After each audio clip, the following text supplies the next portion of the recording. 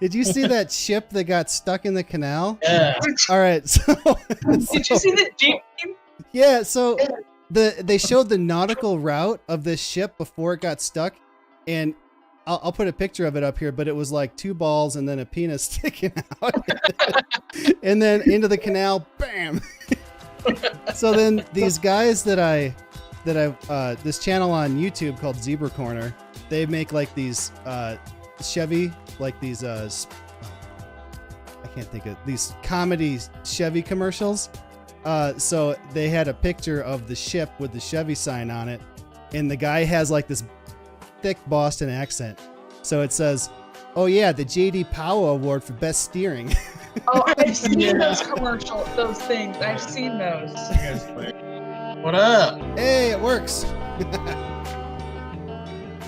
What's going on? Nothing. I definitely was not watching the clock. I was like, oh shit. Sorry. Oh. No, I was getting stuff ready, and I was in Discord so I could see my camera, and then Chad's like, hey, we're here, so I just edited him in. Would you mind pulling the curtain behind you? You're getting like backlighting. It's like glaring. Or Brian, I mean, sorry. Oh. I don't know. Are we getting backlighting too? I don't know if it's going to help, but it's funny because it's not even that bright in here. No, you're okay because you're farther away from the window. Yeah. Oh, look, we just did this in our living room. Oh, yeah. Yeah. I saw your pictures of that a while ago. That was fun. How do you get, was there already wiring up there? No, I wired it. Well, yeah, kind of. Yes and no. So there. See that dot right there? Yeah. That's where the ceiling fan used to be. Okay. So it's a pitched roof or pitched ceiling, and the fan was over here, and I hated that the fan was over there. And there used to be a wall right down the middle of this room. Yeah.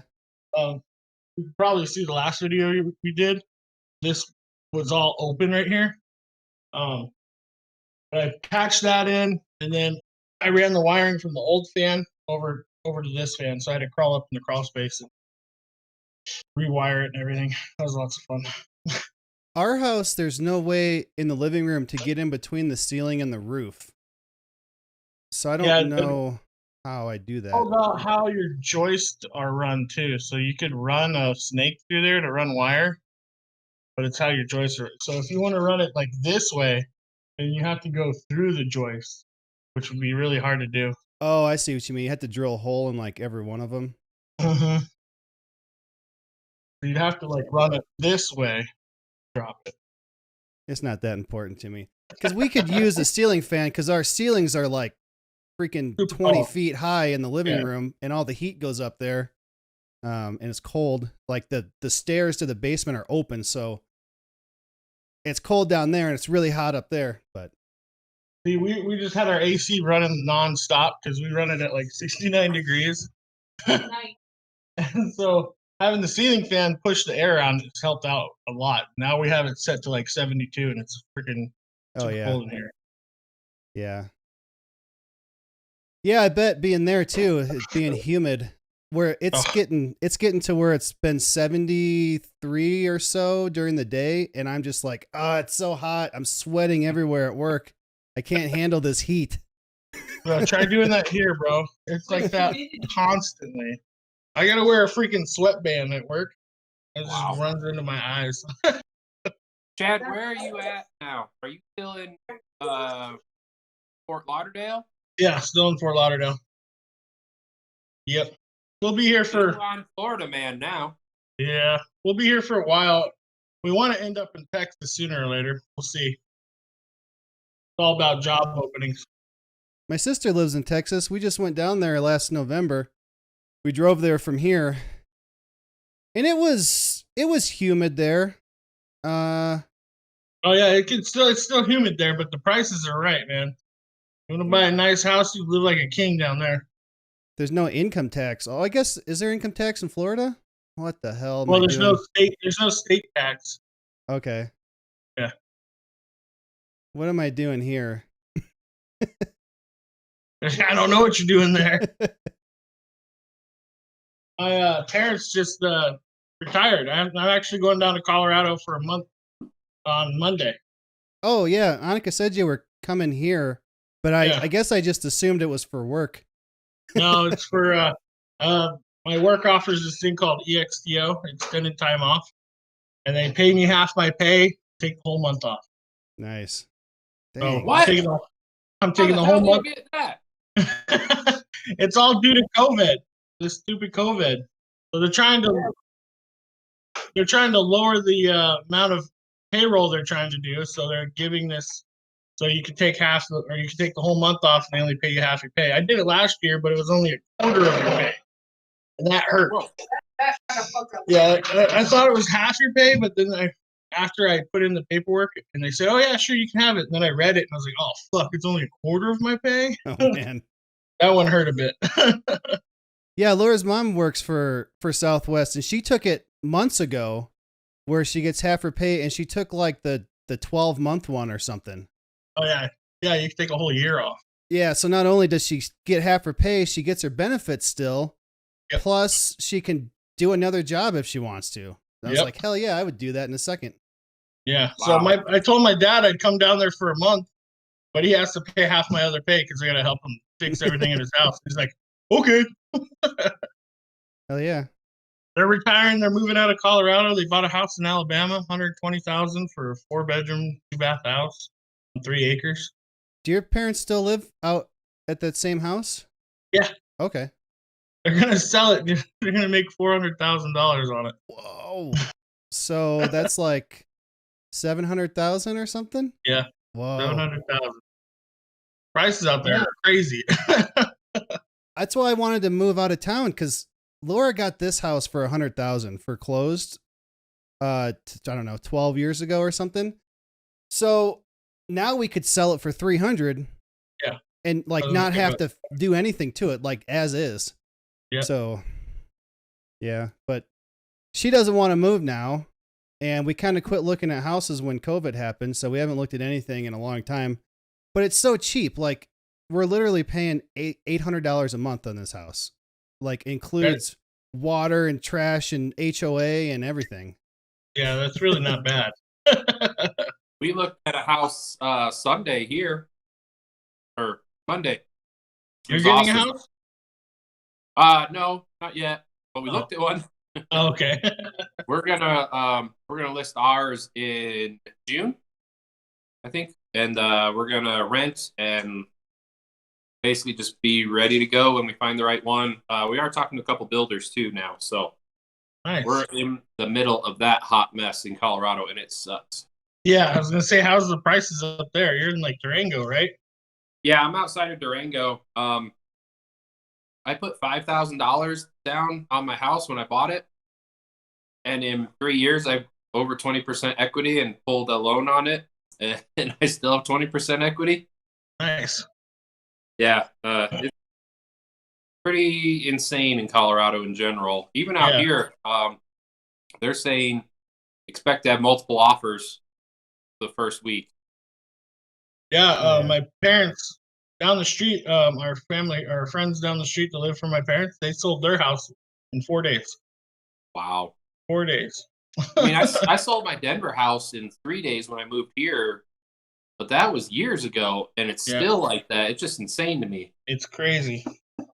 We bought out here at a really good time. We bought this house with 20,000 in equity just from the start, and it's already gone up another 30,000. So we have 50,000 in equity in this house. There you go. Come what the hell are you doing? Yeah, I told Laura if she could find someone to watch the kids, she could join us here too. And today's her sister's birthday, so she's taking her out for lunch. I'm like, well, it works too. Oh, okay. So like my camera tripod is right in front of Brian's face. So like it's right on your eyes now. So I gotta like to see you.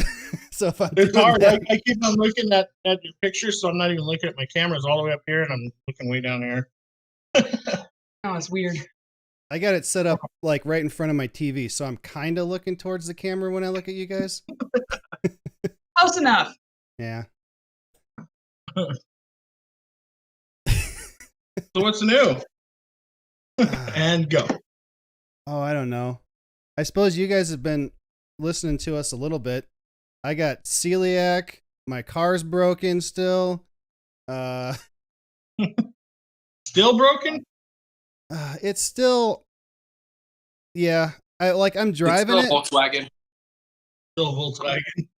I'm driving it, but it has a code that's idle RPM higher than expected, and it was at the Volkswagen dealer multiple times for 3 weeks, and all they can figure is that there's some type of error in the tune between the mass air and the oxygen sensor that's like kind of comes and goes, because the light will shut off and it'll be fine for a few days and then it'll act up and it'll happen again. I got a guy that's supposed to look at it. He knows, he's like, I can fix it 100%, but now he's disappeared and I can't get a hold of him. Oh. Yeah. Well, hey, did you try smoking it? You don't have an intake leak, do you? The Volkswagen dealer did that. They switched out sensors. They did a complete leak down of everything. They had the car for a long time, and that's the best they could come up with. I replaced the throttle body for like $400 because they said that was a problem. That didn't help. So I don't know. I got to do emissions here in like a month or so. So I need this guy to come back and fix my car, or else I got to try to get it into a tuner that can fix it. Well, I was gonna say we got my friend Scotty. He owns MoFab Inc. Oh yeah. And he tunes and does all that stuff. He has dynos and does all that stuff in his shop. I don't think that's one of the shops. I called a different shop. I can't remember the name of it. But yeah, if I don't hear from this guy like next week, I'll give him a call. I'm gonna have to take it somewhere. You can find his Facebook. He has a Facebook and Insta. And his info's all on Facebook. Insta. What do you guys call it? Do you guys call it IG or Insta? Or the gram? No, I don't. The gram. I just say Instagram because I don't actually say it very often because I don't use it anymore. I tried to for a little bit and I just never went on there very much. Yeah, I never got really into it. We do it sometimes. But I was talking to my sister about it and I was like, yeah, I was on Insta, and she goes, you mean IG? Oh, they don't call it Insta anymore. Like, only old people call it Insta, and I'm like, well, I guess I'm old. I call it the gram whenever I'm doing something stupid. I'm like, well, I'm doing it for the gram, so. I called Facebook F-book the other day. Laura posted something. It was like the beginning of March about how we've been together for 10 years. And I just saw it yesterday. And I was like, good job, F-book. I was even tagged in it and everything. Now, do you guys look at TikTok? You on the TikTok craze? No. No, because I don't need to stare at 15-year-old girls shaking their booties. That's all that's on there. You can pick and choose what you want. My bad. There's funny shit on there, okay? You're not looking at 15-year-old girls' booties all the time. I'm not. It's just like mine. TikTok. My boss is on that stuff all the time, and he is always looking at these. I'm going to assume they're college-age young ladies, but I'm pretty sure they're all high school girls, and he's old. And I'm just like, nope, no desire. That's jailbait. You're going to jail. Yeah, I come across them all the time. Like, I watch a bunch of podcasts where they show them, or Laura's always trying to show me something, or Gwen's showing me something, so I see a whole bunch, but I don't actually go on there because I can't keep up with the videos I want to watch on YouTube. It's kind of funny. I was watching. Do you still watch Good Mythical Morning? Yeah, I watch it every day for a long time, and the last few weeks I kind of quit, but yeah, I listen to their podcasts and stuff too. It's funny because a lot of the YouTubers don't watch YouTube. It's weird to me. I know. Like, oh yeah, we don't have time to watch YouTube. If nothing else, I at least want to see what people are doing. Yeah. So I What's can trending keep up. Yeah. So what happened? Was Steph mad at you? Yeah. What? Yeah, if you want to talk about it or not.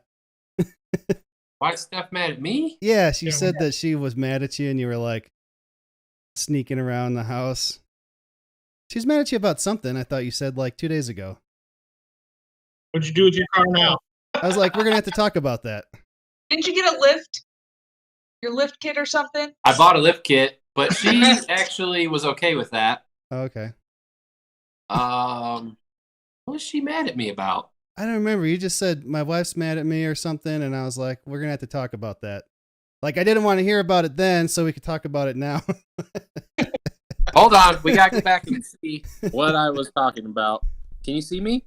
No. No. Okay, one Now second. you're gonna screw it up again, like last Probably. time. You're Yeah. gonna have to hold it sideways the entire time. I actually turned it. Oh, yeah. Okay. All right, now I'm back. Maybe. Uh-oh. I see it. We You see look you. good to us. Okay, it's frozen on my end, but if you can see me, it's all good. Yeah, There it's we just go. our camera Okay. quality. So, we looked at that house Monday, Tuesday, someday this week. It was Wednesday night. It was Wednesday night we looked at that house. See, my weeks kind of blur. And we looked at this house and it was awesome. I mean, it was beautiful. The location was perfect. It was in the forest and there was a flat spot for a shop. Not built, but there was a spot for it. And we almost put an offer in on it. But to put an offer in on it, we would have had to list our house by today on the market. And it is not ready to list. And she was seriously considering it. And my head almost exploded all over the room. Luckily, we've toned down a little bit. We've slowed down. But I was just like, even if we hired a cleaning crew and we stayed up for the next 36 hours straight, there's no way this house will be ready to go on the MLS Saturday morning. It's just not possible. It's not going to happen. Mm-hmm. So I was like, I didn't sleep that night. I got like an hour of sleep and I was freaking out and I didn't feel good. And yeah, it was bad. It was really bad. But now it's all good because we're not selling the house today. Yeah, Well, that's there's no way we'd be ready to sell this house either. There's so much crap in here. Well, even our realtor was like, all we gotta do is take pictures and get it listed. And you can do this, that, or the other thing later. And I'm like, for me to invite people in my house to look at it, to make an offer, it needs to be at a certain level that I find acceptable. And we are miles from that. It's not like, oh, we got to clean up and type. No, like I need to get a roll off here and throw stuff away. I need to move all my toys. I need to get the neighbor's truck. Like I got a lot of stuff to do here and not enough hours in the day to do it. Mm-hmm. Well, especially with the prices that houses are going for nowadays, you want it to look 100%. You don't want somebody walking in and going, "Oh, look at this shit." Yeah. Exactly. You know, Yeah. they're talking listing this place for $500,000. I'm just like, first off, no. But if you say so, second off, I'm walking into a house that has $500,000 price tag. I expect a certain level of cleanliness, a certain level of finishes, a certain level of not crap laying everywhere. Yeah. You know, if Look you're at thinking about, something. It's hard to look at something and be like, Yeah. and maybe it's five if there wasn't, This, all this, of this. the other people's things here. yeah, exactly. Like you need to kind of stage it a little bit. And for me, man, that it's got to be right. That first impression, you get one chance to do that. Yeah. And that's a lot of money for anybody. And a lot of folks have trouble seeing past the crap. You know, Yeah. like this house we looked at was unfinished. There wasn't drywall in it. There wasn't anything. And I'm looking at it like, okay, this is that, this is here. Cool. This is awesome. Like, you know, kind of looking, I can see it in my mind, but Not every Everybody's find a built lot that of way. people can't do that. Yeah, that's like this house. When we looked at this house, it was on the market for like a year before we bought it, and they actually lowered the price a couple times because nobody would want it. But we came in, we're like, "Oh yeah, we can do this, we can do that." Yep. But you gotta have that mindset. You got to have a certain mindset. Like even our realtor, I'm looking at stuff. We've looked at a few houses now, and I'm like, this is a problem. That's a problem. She's like, wow, I couldn't even see that, and she's in the business. So for me, it's kind of like, okay, that kind of gives me a perspective of what other folks can and can't visualize when they walk into something. So I want people to be able to walk in and not see all my crap and be able to see themselves there, Like she's got my nose blind. You've seen it so many times, you're like, oh yeah, that's just normal. And then other people are like, that's a problem. What is that? Yep. That's why I want to pull everything out, clean it up best I can, get it presentable, have somebody come through who can see all those little defects that are going to annoy people that aren't me. Because, yeah, I see stuff too, and I'm like, oh, that's not a problem. But somebody else, they see a little crack in the drywall, and they're like, oh, the foundation's trash. And I'm like, no. Yeah. Just paint chip. That's what because I'm coming down to Colorado in April on the 5th. I have a feeling I'm going to be like that with my parents' house. They probably don't see all this stuff, and I'm going to walk in and be like, hey, Dad, you need to get this fixed, or you need to get this fixed. I have a feeling I'm going to be doing a lot of that come here next week. What the hell are you talking about? That's fine. I'm pretty sure he's going to say that a bunch. Yeah, I can kind of imagine it to a point, but if I walk in and there's just crap everywhere, it kind of like the first impression is still important. Like my room, like right here, looks fine to me because I got all my crap where I need it. But if someone else, like if I were to show you a picture of it, you'd probably be like, "What? Ew." But yeah, I know what you mean. Where was that half wall or the 9 3/4 wall at your house? Was the Harry Potter wall? So it went from it was right here on the edge of this wall, all the way like to right before the fan. Okay. Yeah. Built so it. Yeah. It was like 2 living rooms. Huh.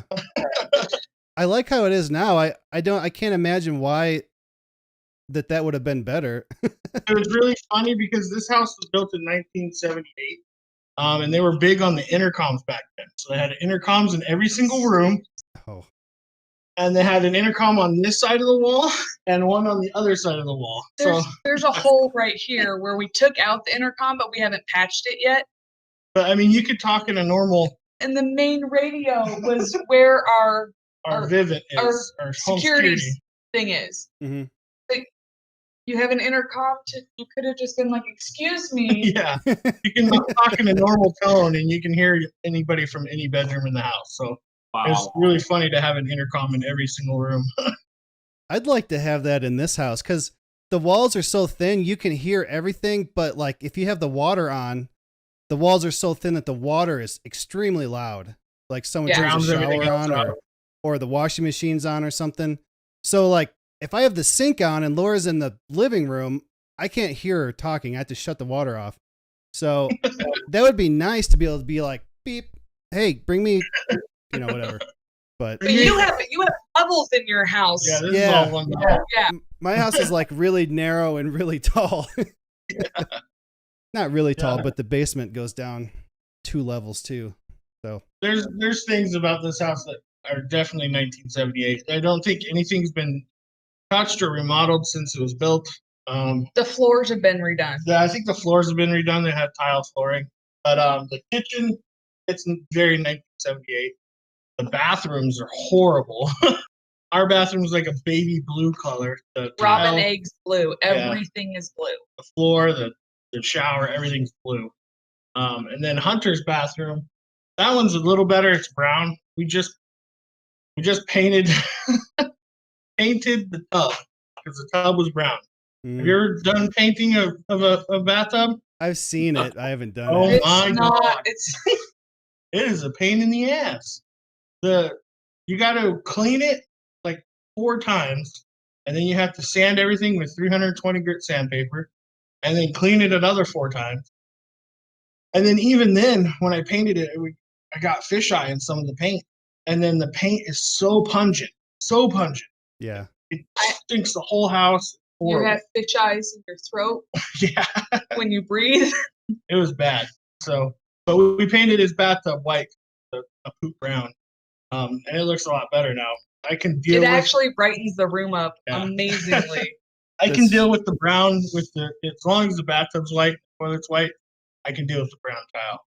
That's There funny. you go. I don't know, Brian, if you remember my trailer that I had in Wyoming where like the bathtub was pink and the sink in the kitchen was like turquoise.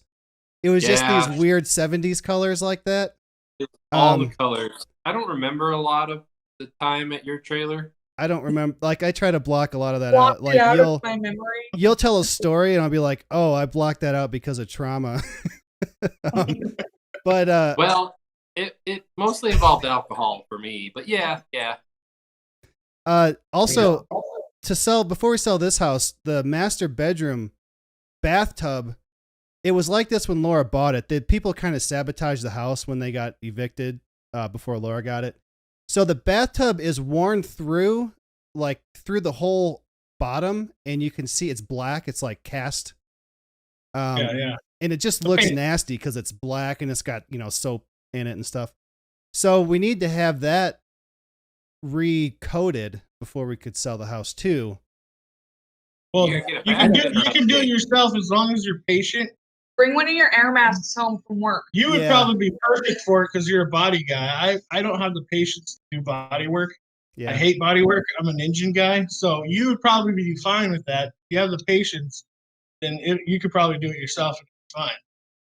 I mean, the kit costs like $30 at Home Depot.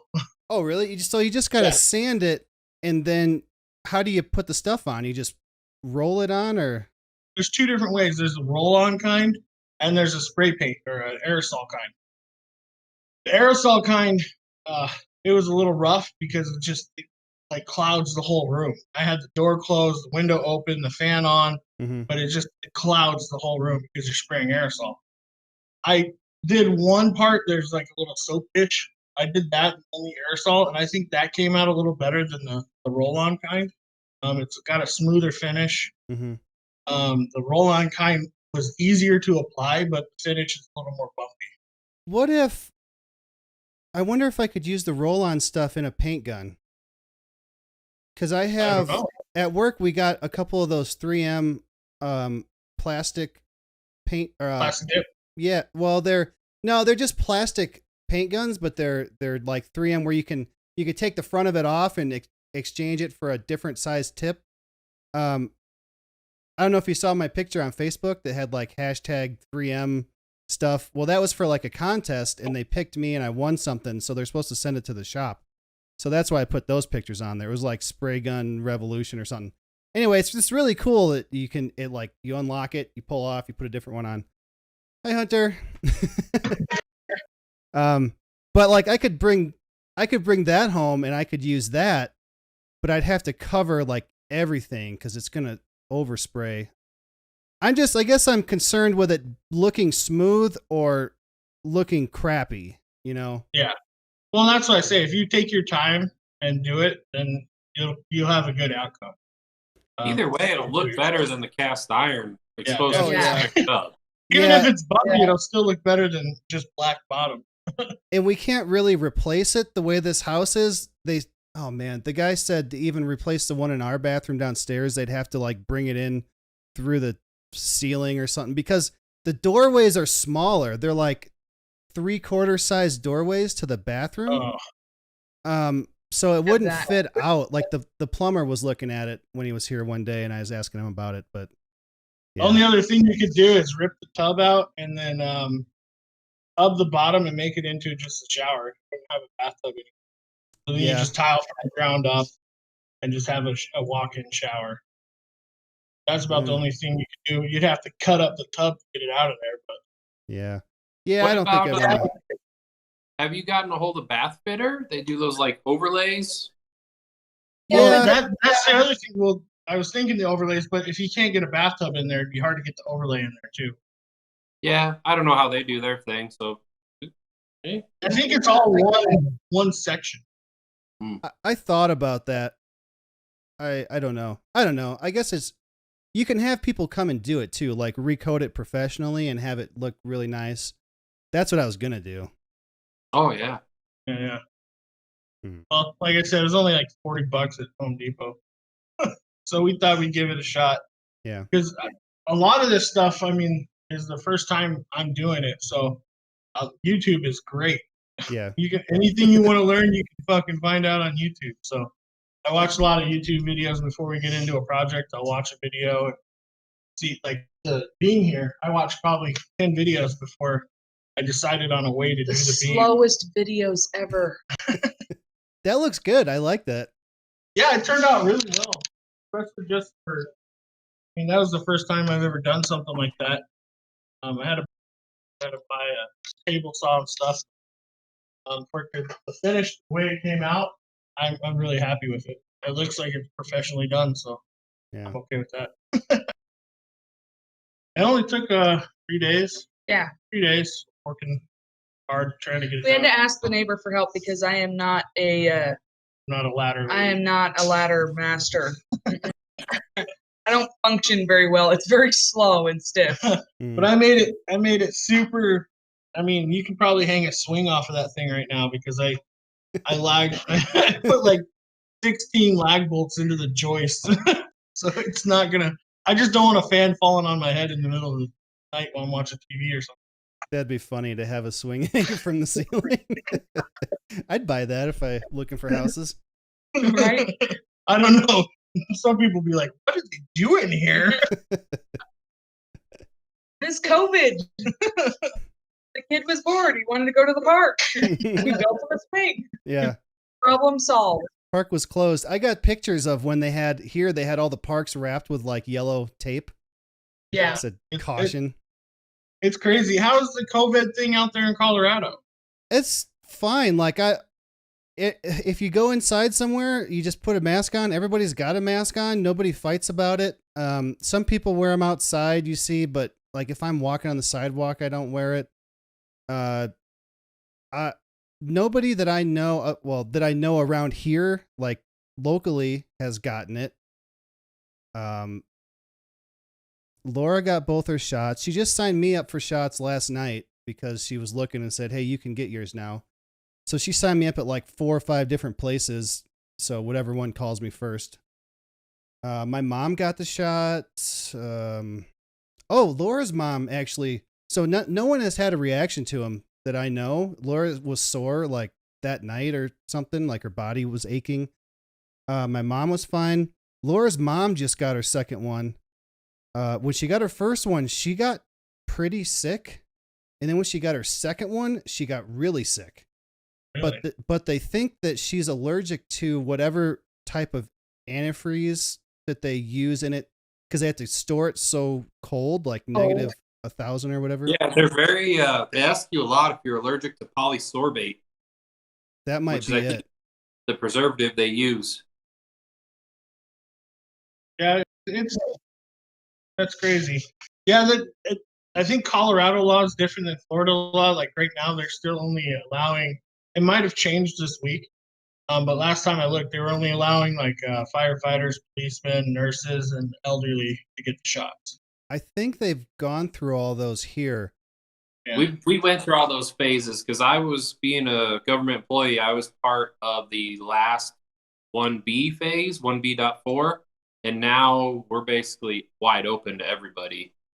Yeah, it might have changed here because I got some friends that are like, "Oh yeah, I'm going to get a shot." So, well, yeah. I think by was it April 1st or May 1st or sometime this month, Biden wanted everybody to be able to get a shot. So I think all these states are accelerating their timelines. Yeah, I remember hearing that. I don't know. It's hard to tell anything down here in Florida because so much of it isn't state, but it goes by county. Mm-hmm. And then from county, it definitely goes to city. And the cities here, I mean, one side of the street is one city and then the other side's a different one. But the zip code, I don't know. What a confusing way to handle the situation. At least us, it's like, it goes by state, and then there's some county stuff where like they can open more restaurants if your numbers are low enough. But like all our vaccine is by the state level. It's not county by county. It's hey, everybody in this phase can go, everybody in that phase, and if your numbers stay low enough in your county, then you can open up the restaurants and bars and stuff. But if your numbers go back up, they start closing your county down a little bit more too. See, that's the thing out here. Everything's open. It's I think open, Been but wide especially open because of since spring break. I mean, you go down to Miami, yeah. it's nuts. It's nuts. everything opened 100% in January. Oh, wow. as far as I know, everything's open here, except the freaking DMV you got to make an appointment to go into. I finally got my sticker the other day after 4 tries. Oh, you got it? Good. Yeah. I was wondering. I just got it last weekend. So I went in there. They sent me out. I used their kiosk. It didn't work. I used online. It didn't work. I brought in the envelope and stuck it in their box. And then they sent it back to me. So then I had to pay a late fee. And then they sent it back to me again. I don't remember. I lost track. Anyway, I got it now. It only took me 3 weeks. Good work. And Laura walks in and goes, and she's done. She got it instantly. Oh man, so we had this kind of disagreement about this. So I told her, I was like, because I only got the year sticker. I didn't get a new month sticker. And she said, well, that's because you didn't pay extra to move your month. And I said, yeah, but so mine expired in January, which gave me till the end of February. I started the process at the end of February, and now it's April, and I just got mine. So I lost March. So I'm only going to get 11 months on this sticker, but I still had to pay the same plus a late fee. And she's like, no, you still get the same amount of months. I don't know. I don't understand what she was saying. She says I still get 12 months, even though I didn't get my sticker till 2 months later. You get 12 months because now your truck is registered for January and February, March, till next year. So now, well, I get the sticker from April until the end of February. Yeah, but you paid for a year's worth of registration because those 2 months that you were trying to figure out how to get your sticker still count on your registration. It's not 2 years from the day you pay. So if you were to gotten pulled over in those months, then you could bring them that paperwork and say, no, see, I paid this whole year. So I still could have been driving it, even though I didn't have a current sticker on it. Yeah, they Yeah, were you being a can lot work more it. lenient with that because they knew that they were having issues with the DMV and stuff like that. I did. Well, you I read saw an it. article. Well, so I saw it. It was for people who just recently bought cars and had temp tags. And it was for Colorado. And they're like, all of a sudden in like 2 days, the police issued 2,000 something hundred tickets because all these people had expired plates or temp tags. And they're like, well, that's not their fault because the prison system is the one who makes all the plates, and since they've been shut down for COVID, they haven't been able to make plates to send out to people. Yeah, in Denver, they were doing that. They because in Denver, if your tags aren't up to date and you're parked on the street, they'll write you a ticket for it. And one of the news guys at 9 News got a ticket for it. That's the one I saw, yeah. Yeah. And it was like, it was something like 2,000 tickets in 2 days. And then they were like, oh, it was insane. They did the same thing when I bought my truck when this all started. It was like 4 or 5 months before I got my plates. Oh, I remember and then that. I finally got plates with a January sticker, and I got them in like April or May. I mean, Out it was here- paid for. out here, it's kind of crazy because your plates go by your birthday. Whoever it's registered to, it goes off of that person's birth month. So, but like trucks, they can get 2-year plates. So my truck has a 2-year plate, There you and go. her car only has a 1-year plate. But we moved down here before her birthday, and we went to go get plates, and it was like 3 months before her birthday, and they only issued her a 3-month plate, but she had to pay a whole year price. And Yeah. then when her birthday came around, she had to pay again for another year. Because they're like, it's too many days or whatever between the like we can let you slide in and get you okay, we'll be here. Bye. Before you can get your plate. So my birthday's in November, and I realized I was like, oh, my Colorado plates expired. They expired in July. I gotta go get plates. And down here, you don't. We're like, where do we go? Because there's places all over all over. They say you don't tags. go to the DMV, you go to a tagging and plate agency. Yeah, So that's the way it is in New Mexico. They have the DMV, but they also have MVD something, BD Pass. I don't know. It's like a check in the cash, but they do that. Yeah, Yeah. it looks like that. Right. So we're like, I'm not getting my plates from this weird place, and everyone's like, no, that's where you go. Oh. And then Florida is a title in hand state, so they want to like if you owe money on the car, they want the title in their hands. So you have to contact the people that you buy the car from, especially if you're moving from out of state. You have to contact them. Florida has to have the title in their hand before they can issue you a plate. It's crazy. It's a lot different than Colorado. I didn't think it was going to be that different. And then we moved down here, and I was like, holy crap. Yeah. So when I finally got my place, I paid like $500. Yeah, because I had to buy Florida plates. I had to buy the tag. They only do it's only one tag, and it's the month and the year all in one. Where Colorado has one of each. Mm-hmm. And then 2 months later, I had to go back and buy another set of tags, and I was like, this is ridiculous. That would piss me off so much. Like having to deal with this truck that not only do I have to pay $70 for him to not test the emissions, I have to pay $130 a year for plates, and then I have to put $150 worth of insurance on it for them to send me my sticker. Oh my God. It's just. My truck's like $600 a year, man, and it's going down from the first year I had it. Well, when you buy new, the plates are expensive. Yeah, they bone you hard. Yeah. When I leased that Mazda 3, I had to buy a second temp tag because I didn't realize that the plate was going to be $500. So, yeah.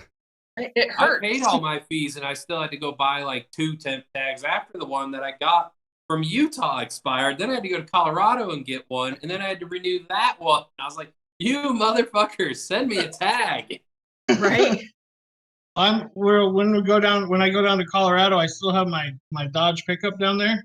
And we still have some stuff down there. So we're gonna load up the truck. I got a boat and a trailer down there as well. So we're gonna load that all with full stuff. But both of those items don't have tags. So I'm trying to figure out how I'm gonna get plates on them to be able to drive them back here to Florida.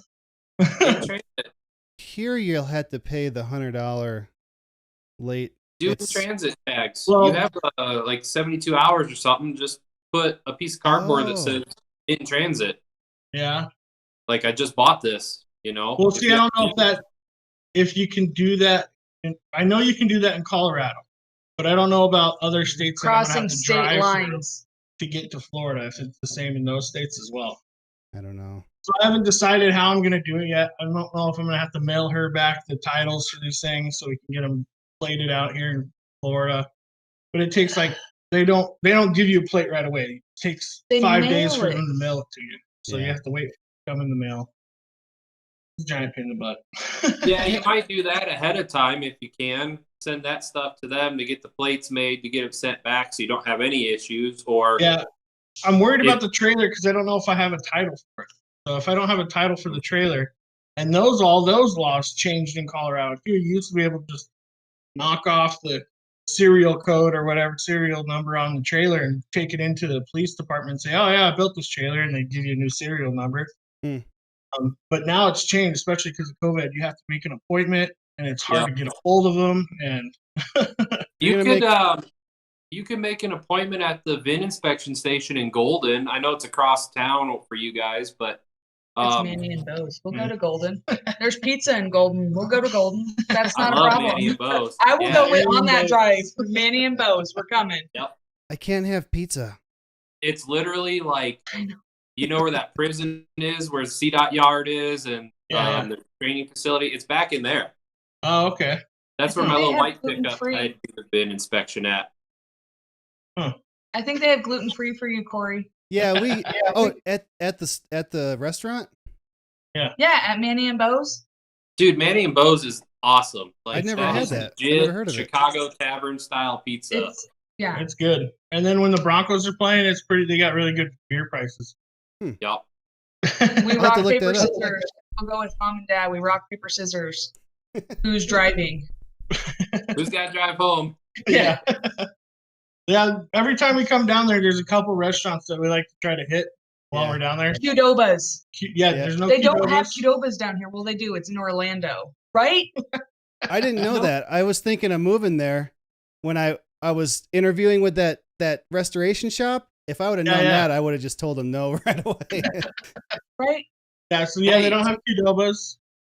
You guys got a Portillo's in Orlando, and I think there's one in Tampa. You need to go there. We haven't. But Yeah, we did, didn't? Isn't that what we had when we went to yeah. Disney? I guess we went to Disney. Yeah, we did have. I guess we went Good. to Disney. We went to Disney. But it wasn't the best. Because I think it was because it took them so long to do our order, and they're kind of far away from Disney, so the pizza wasn't like very good once it got back to the room. Oh, you had pizza. No, that's Portillo's is Italian beef and hot dogs. You probably had Okay. like Blue Malnati's. Oh, yeah. yeah. No, what was the one we had? It started with a G. Giordano's? Giordano's. Yeah. Oh, they Yeah. had one of I'm those not here. a Giordano's fan. They closed it. Yeah, it wasn't that good. So you can get Lou Malnati's. The gluten-free one. The bottom of it is a sausage patty instead of crust, and then you can have them shipped. But it was something stupid. Yeah. Laura did it for her dad in North Carolina. It was something like $80 for like these. They're just tiny pizzas.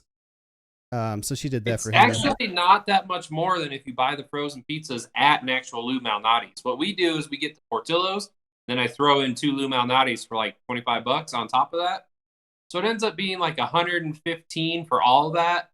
But like the pizza itself is like $10 or $12 if you buy each individual one at Lou Malnati's in town there. And then like the beef, yeah, it's 2 pounds of beef, which is 8 sandwiches for $80. But to get it shipped out, it's still, Yeah. I mean, it's like $8 a sandwich at the restaurant. So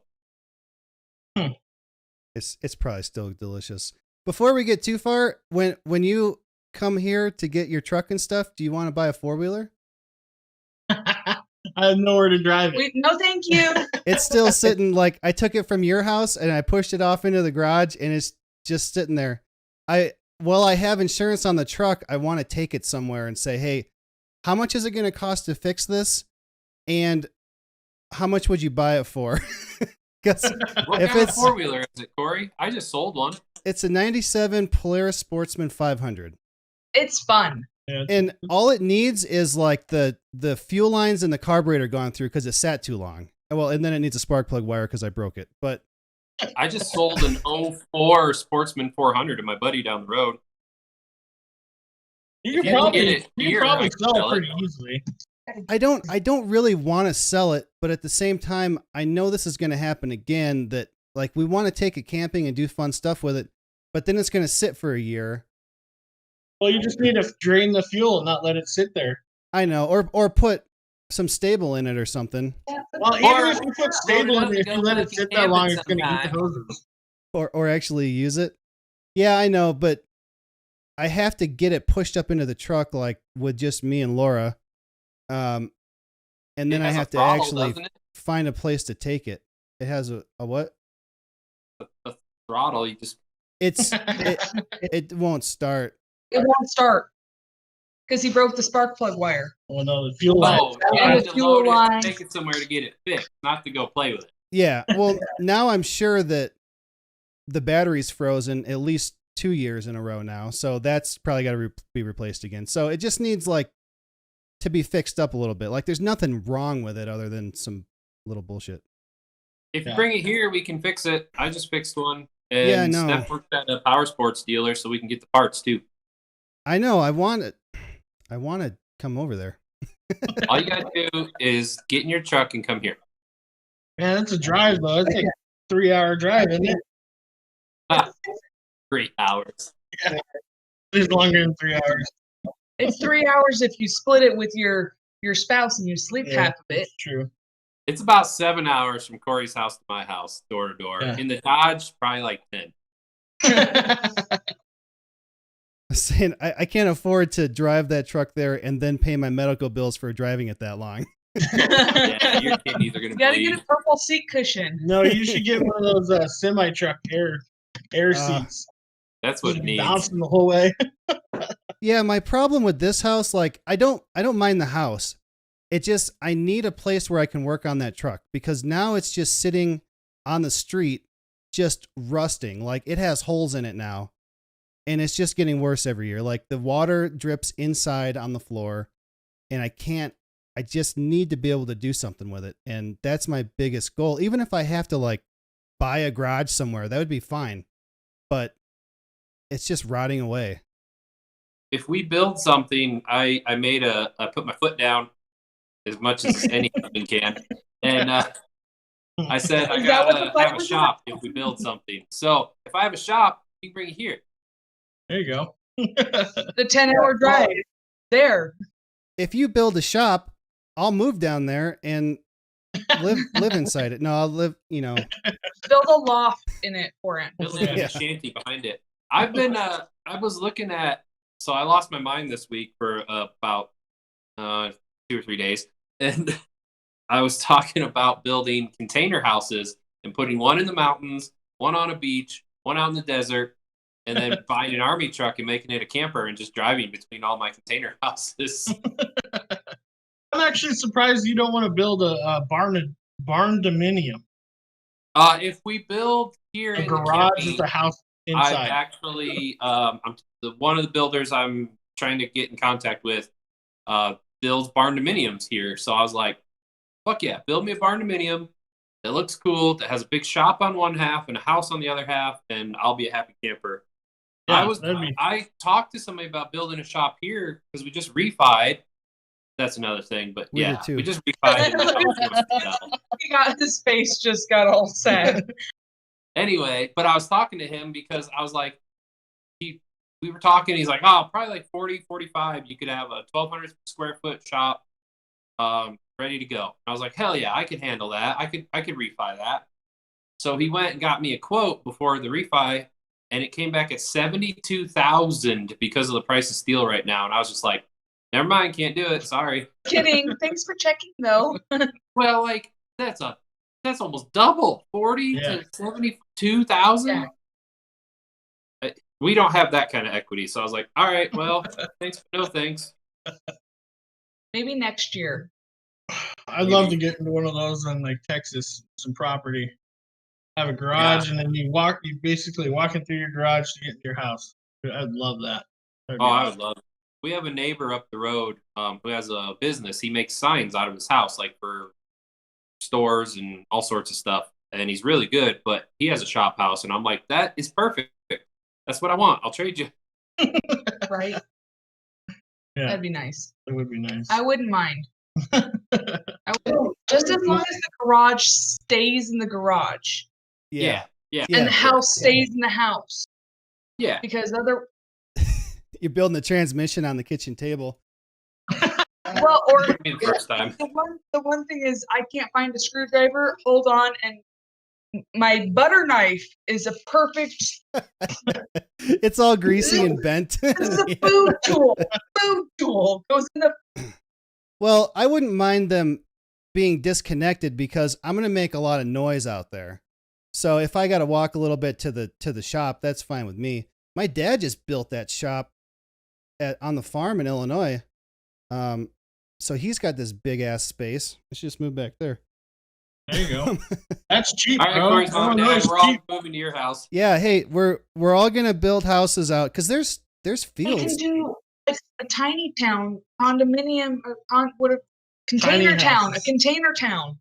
Just have each of us have it, and you guys can have one shared shop. There's fields out there. There's 200 acres of fields around the house, so it wouldn't be undoable. Not enough trees to pee behind, though. No, we have to plant some trees. Speaking of containers, did you see that ship that got stuck in the canal? Yeah. All right, Did you see the Jeep? yeah, so they showed the nautical route of this ship before it got stuck, and I'll put a picture of it up here, but it was like 2 balls and then a penis sticking out, and then into the canal, bam. So then these guys that I this channel on YouTube called Zebra Corner, they make like these Chevy, like these I can't think of these comedy Chevy commercials. So they had a picture of the ship with the Chevy sign on it, and the guy has like this thick Boston accent. So it says, "Oh yeah, the J.D. Powell Award for Best Steering." Oh, I've seen Yeah. those commercials, those things. I've Yeah. seen those. That's hilarious. Anyway, that was funny. Got a bag of the Chevys while Brian's here. J.D. Powell. I've seen your build though on Facebook. It's looking good.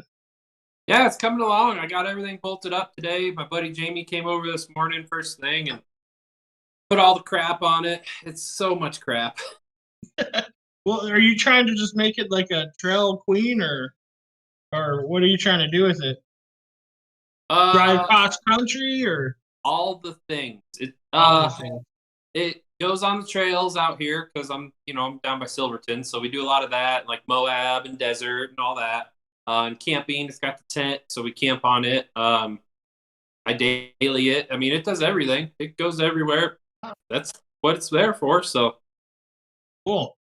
like, Yeah. basically, I just grab my food and I put it in the truck, and then I drive somewhere. And when I get tired, I stop and I open my house up and I go to bed. Wait, you got one of the tents on top? Yep. Those are cool. Huh? I'd really want one of those. I think they're super cool. They're awesome, but golly, they're expensive. And right now, good luck finding one. Everybody Right. with the Rona, everything's gone crazy. Yeah. Nobody's making anything, but everybody wants everything.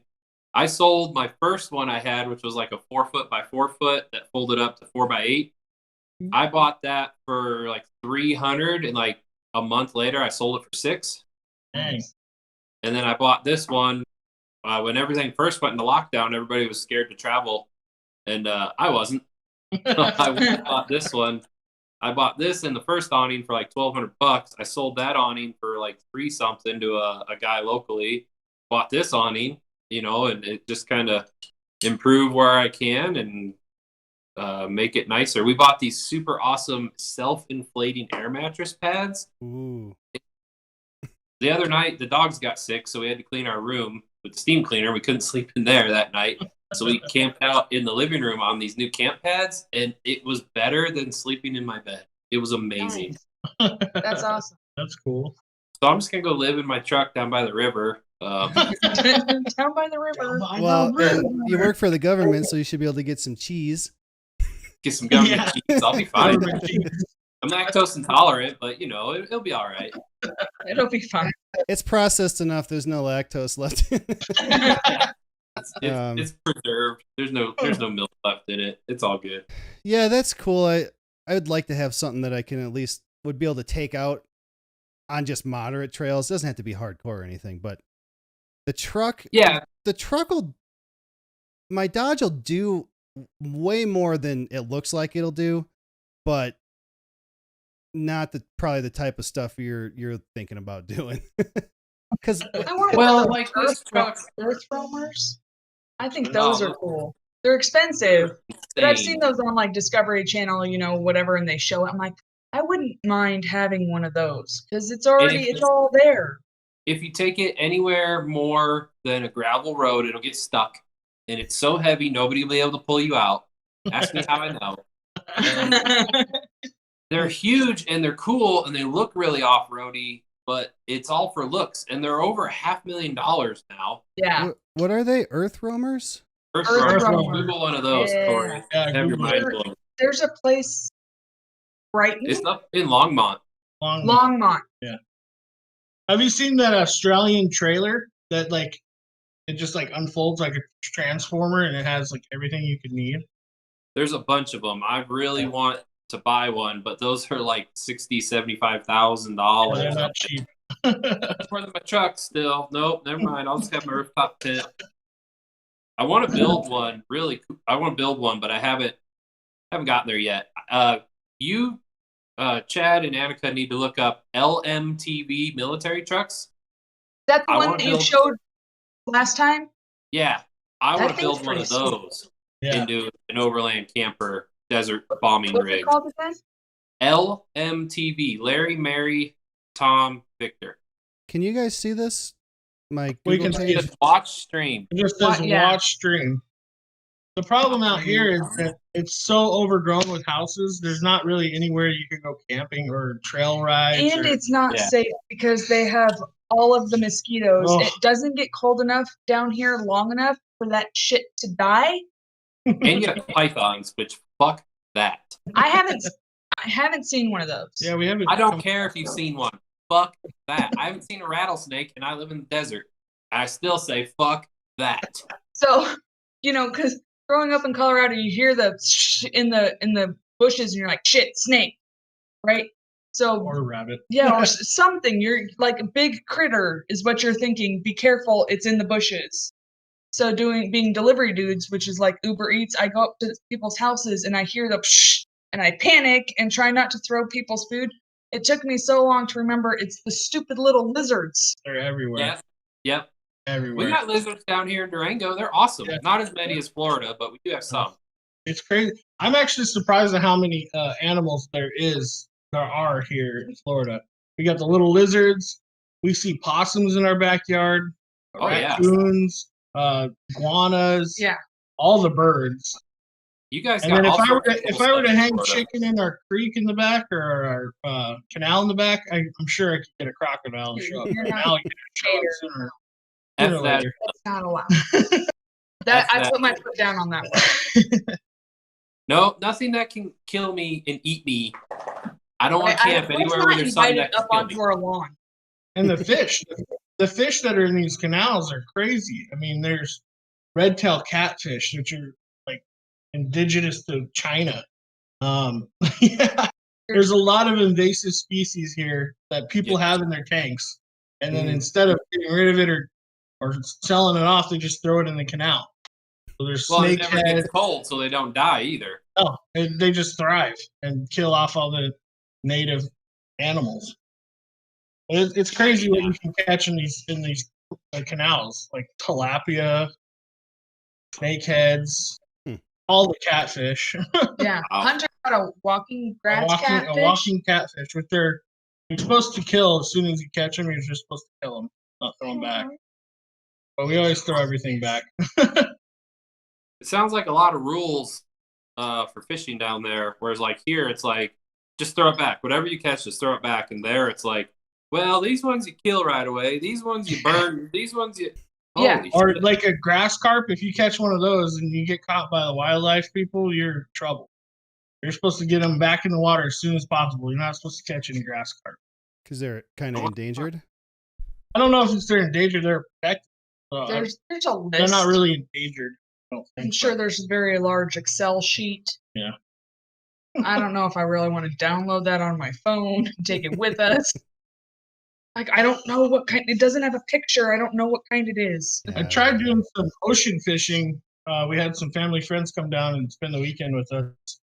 So we just tried to do some on the shore fishing in the ocean. Man, that's tough. I thought it'd be way easier to catch a fish, but we didn't catch anything.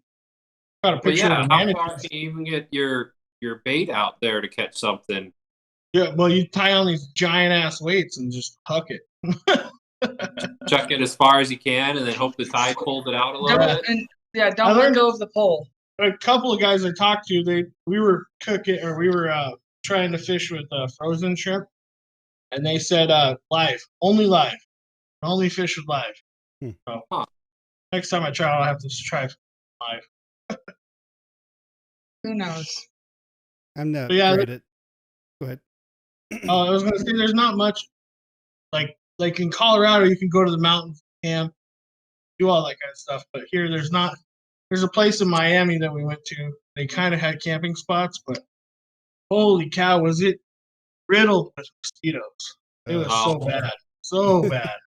And People they're don't really camp huge. because like the weather is basically always hot, and there's always a bunch of critters, and so they just go to hotels. Yeah, definitely. I can get I behind mean, that. would you want to stay in a tent in You just hear it. 98-degree weather with 80 or 90% humidity? It sounds like hell. It sounds so miserable. The only place I want to camp in Florida is on a beach. Yeah. Just one night. Even then you're dealing with sand, heat, and humidity all in the same. Oh, it'd just be hell. It would have to be like at least in the cooler seasons, not in like August. Winter would be all right. Winter would be okay to do camping out here, because it can get down to 40 degrees in Florida during the winter. Perfect. Down here in the south. For half a day, And it's really maybe 2 hours. It's really funny coming from Colorado and coming here and 40 degrees. They got parkas on and freaking knitted caps and winter like snow gloves on, and I'm walking around in t-shirt and shorts. Like, beautiful. What a nice day. It cooled off. Yeah. Yeah, all the windows in the car are open. You're like, this is great. And people have. I actually saw a lady like in tears. She got out of her car at the grocery store and she was in tears. Like, it's so cold. I'm like, 50 degrees out. What are you 80. talking about? See those pictures of us shoveling the cars out when we had the blizzard with a couple feet?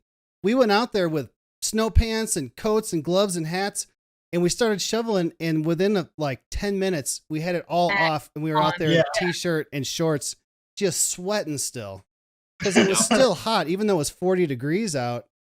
When you're moving and grooving. The air was hot. I don't know. Yeah. Yep. It's crazy.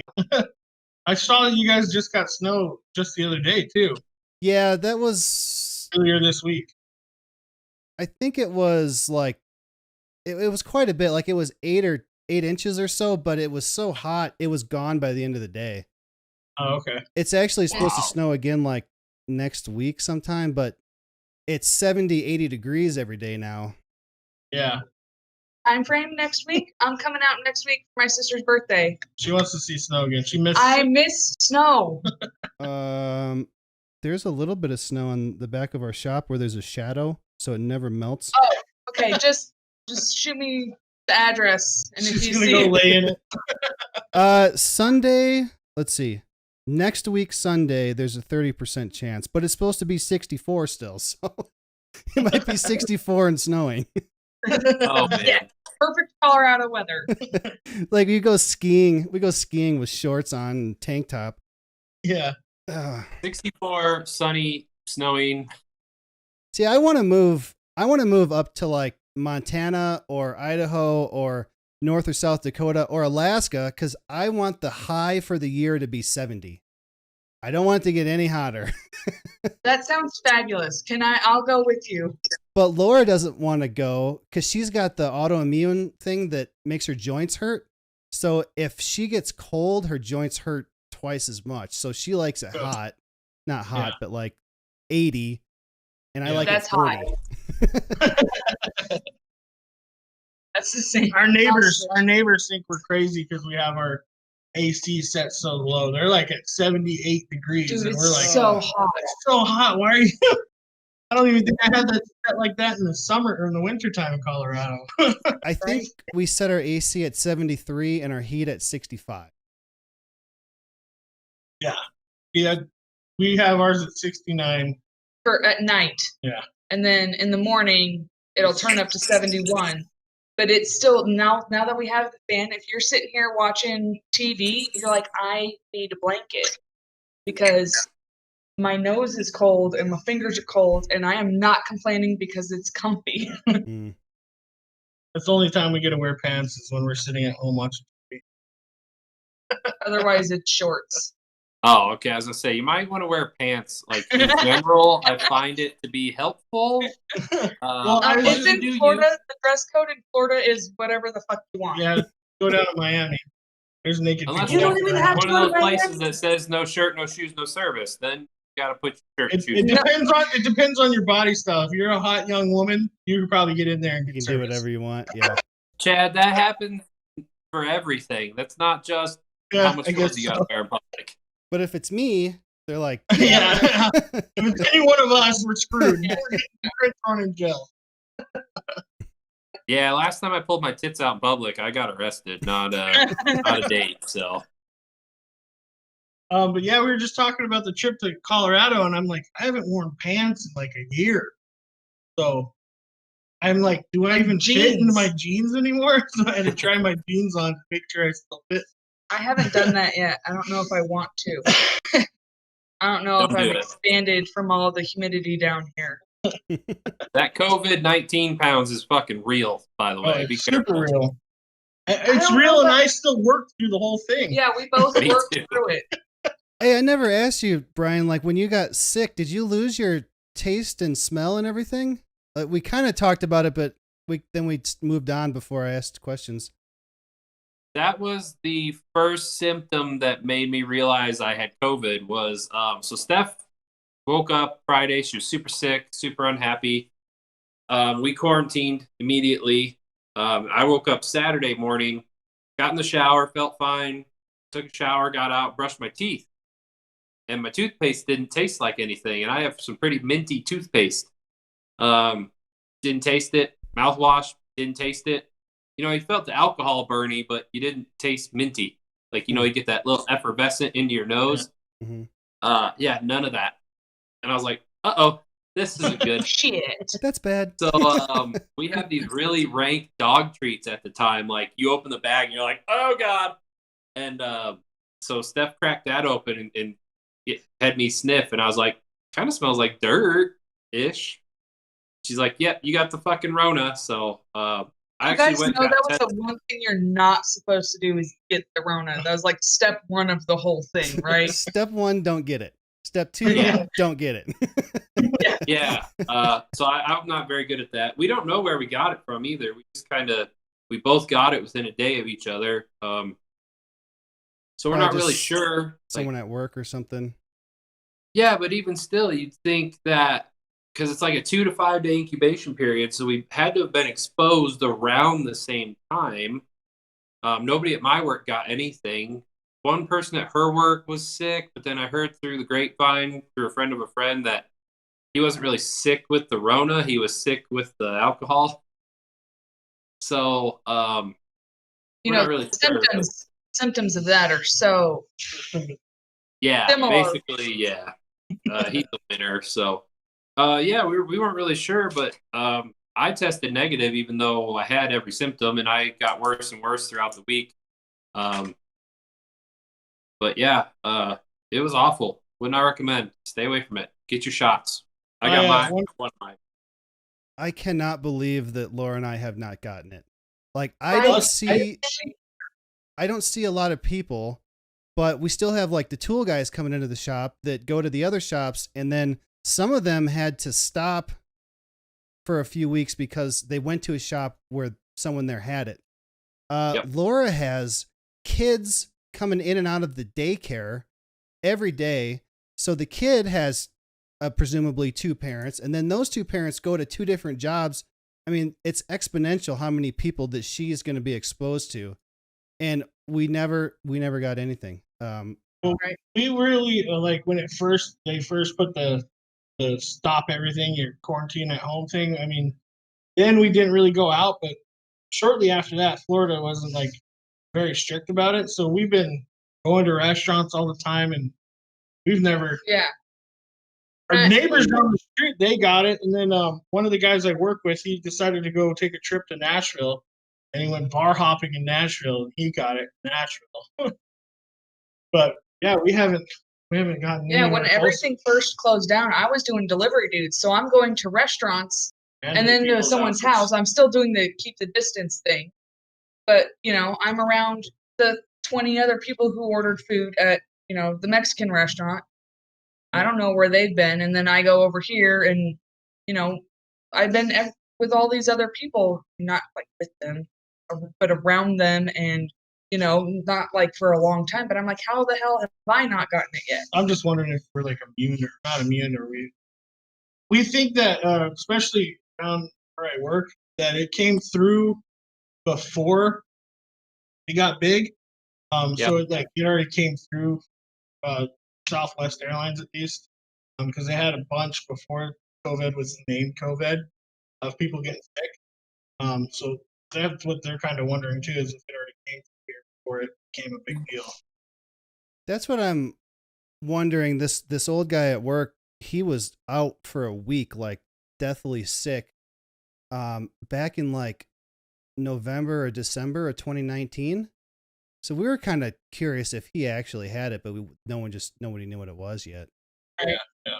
Yeah, they said there were some early cases like that they just weren't sure of as early as November in the States, but they can't really get tests back that far. So, Yep. Crazy. Yeah, I've heard stories about how Florida is just kind of like a free for all. You can do whatever you want. It's nuts. The Wild West. Yeah. It's really crazy if you go down to the bars by the beach, man. It's just nuts how many people aren't wearing masks and just walking around and don't. well, I Zero. got to be there in Clearwater in June, so hopefully y'all get your stuff together so I can take my mask off and not feel like a weirdo. Southern But Florida yeah. is completely different than Northern Florida, Yeah. is what we've heard. I don't know where the cutoff line is, but when we moved down here, I was like, oh, okay, it's not going to be that bad. Southern hospitality, nice people. Wrong. No. All of the wrong. It's Nope. such a Florida mixing doesn't pot. count. Yeah. It's It's a huge mixing pot and so many different cultures and people are rude. and they don't mix well. It's like a mosh pit. It's crazy when you go to like McDonald's in Colorado and you get people, the person on the intercom will go, "Hey, how are you doing today? How can I help you?" Here it's like, "What do you want?" Yeah. Okay. Yeah, and then you order like I order a Happy Meal for Hunter, and they're like, pull forward. Yeah. I want food too. We went to Little Caesars the other day and we walked in and the lady just was like we ordered some pizza. Like With to their pick it mask up. on. That's it. With their mask on. No words. It's like I'm just gonna start being Passive aggressive. passive aggressive and go like, "I'm doing great today. How are you?" You know? Don't start asking. So we haven't ordered. Stare back at her. Yeah, or just stare back at her like, "Yeah, what do you want?" Wow. Yeah, it's nuts down here. We're I think Laura wants to take the kids to Disney World. I don't know. I don't remember. I don't think she's decided which one to go to, but for like graduation, high school graduation. Oh, that'd be cool. And I'd like to do that too. I haven't been there since my parents took me when I was in 5th grade, me and my sister. That's the last time like we went was when we were younger, and then we went last year. September or something like Yeah, that. right before COVID. Or they still had COVID rules, but it wasn't that bad. It was actually really nice. It was super nice. Because they had a lower capacity, and then they had of course, the distance thing. But what's really cool is the new ride, the new Star Wars ride. I don't know if you've seen anything on that. Mm-mm. Man, that's mind-blowing ride. It's crazy. And That's Disney magic. yeah, It's Is it Disney different from magic the that one they works used for to have adults. where you're like in a transport ship flying around? yes. no. So yeah, that's another one. This one's Okay. the newest one. The rise of the. Got it. Mosquitoes? It was Did you see how big it was? No. This one's so new that they don't have an actual line that you get into. So it's an online line. It's a So virtual line. at 10 o'clock, it's Oh. really funny. Everybody, you get there at like 9:45. You got to get there early. Get there at 9:45. Get into the park. Right at 10 o'clock is when the line opens, and that's when everybody and their mom is sitting there The staring at their phone. entire, you're standing there, and people are moving around. Right before 10 o'clock, everybody stops. Everybody stops. And- Everybody's looking at their phone, Oh, waiting no. to push the button to get into the line. Trying to it get. fills up in, like, Are there 2 a seconds. couple of rides like that, or just that one? Just that one, I think, for right now. They might have added another one. I think they might have added the Mickey Mouse ride to it. Oh, To the virtual line. Yeah. But they were trying this So- virtual line because it was just getting so crowded. And it's almost like you're in the movie. It's not a very short ride. It takes a lot of time to get to. I did hear about that. You sit in a car kind of, and it takes you along, and stuff Yes. happens around you. The craziest thing is when you first get through the line, you walk onto a ship. But outside. Yeah, outside. You're outside. Outside. You walk into this ship. It plays a movie and everything. The thing moves around or kind of vibrates. And then you go through that same door that you walked in. You walk through that same door and you're inside. And you're like, how the Do hell? you think you go through, okay, we're going to be on this stupid little thing, and then this door The over other here door is going to open, and you're going to be in the next room? No, the transport, same door. Yeah, you walk through the door and you walk out the same door. And when we walked in, we knew, because we went with the neighbors, and they've been on the ride before. They're like, the I was neighbor, like, this he's is a like, I dumb still ride." haven't figured out how they do this. Because we're walking up and we're like, okay, looking for track.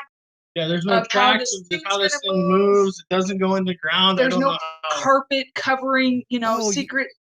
You know, now that you say that, I think I remember where I heard it because I listened to this guy who's like an artificial intelligence programmer that has a podcast, and I think he was talking about it, how they built it with like machine learning or general with the artificial general intelligence or something that so that the thing will drive itself like that. Yeah, it was crazy. It was the craziest ride I've ever been on. And they're railless coasters. Yeah, railless coaster. So it's a roller coaster, but it's without rails, Ugh. and you get in your I think box, it's and I think it's magnets on the ground, but yeah, it moves they around move. like They're a like car. bumper car things. Okay. It's crazy. It's insane. So if you go there, Price? you just got to make sure you get on that queue line so you can get into that ride. It was crazy. That's cool. I guess it beats having a line of 200 people all squished together. Yeah. Yeah. I think they Stand go there for like 18 hours. 30 people at a time or something like that, or 30 spots at a time. If you're a group, you get assigned one number. So we were like number 31. So our whole group was in 31, and it was 5 of us. Rise of the Resistance, Star Wars Rise of the Resistance. Cool.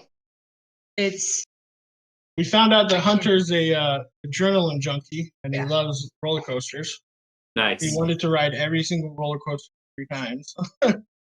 So now I want to take him to Universal, to the real roller coasters, because Disney's are like, they're real roller coasters, but they're not that fast. They're a little more kid friendly.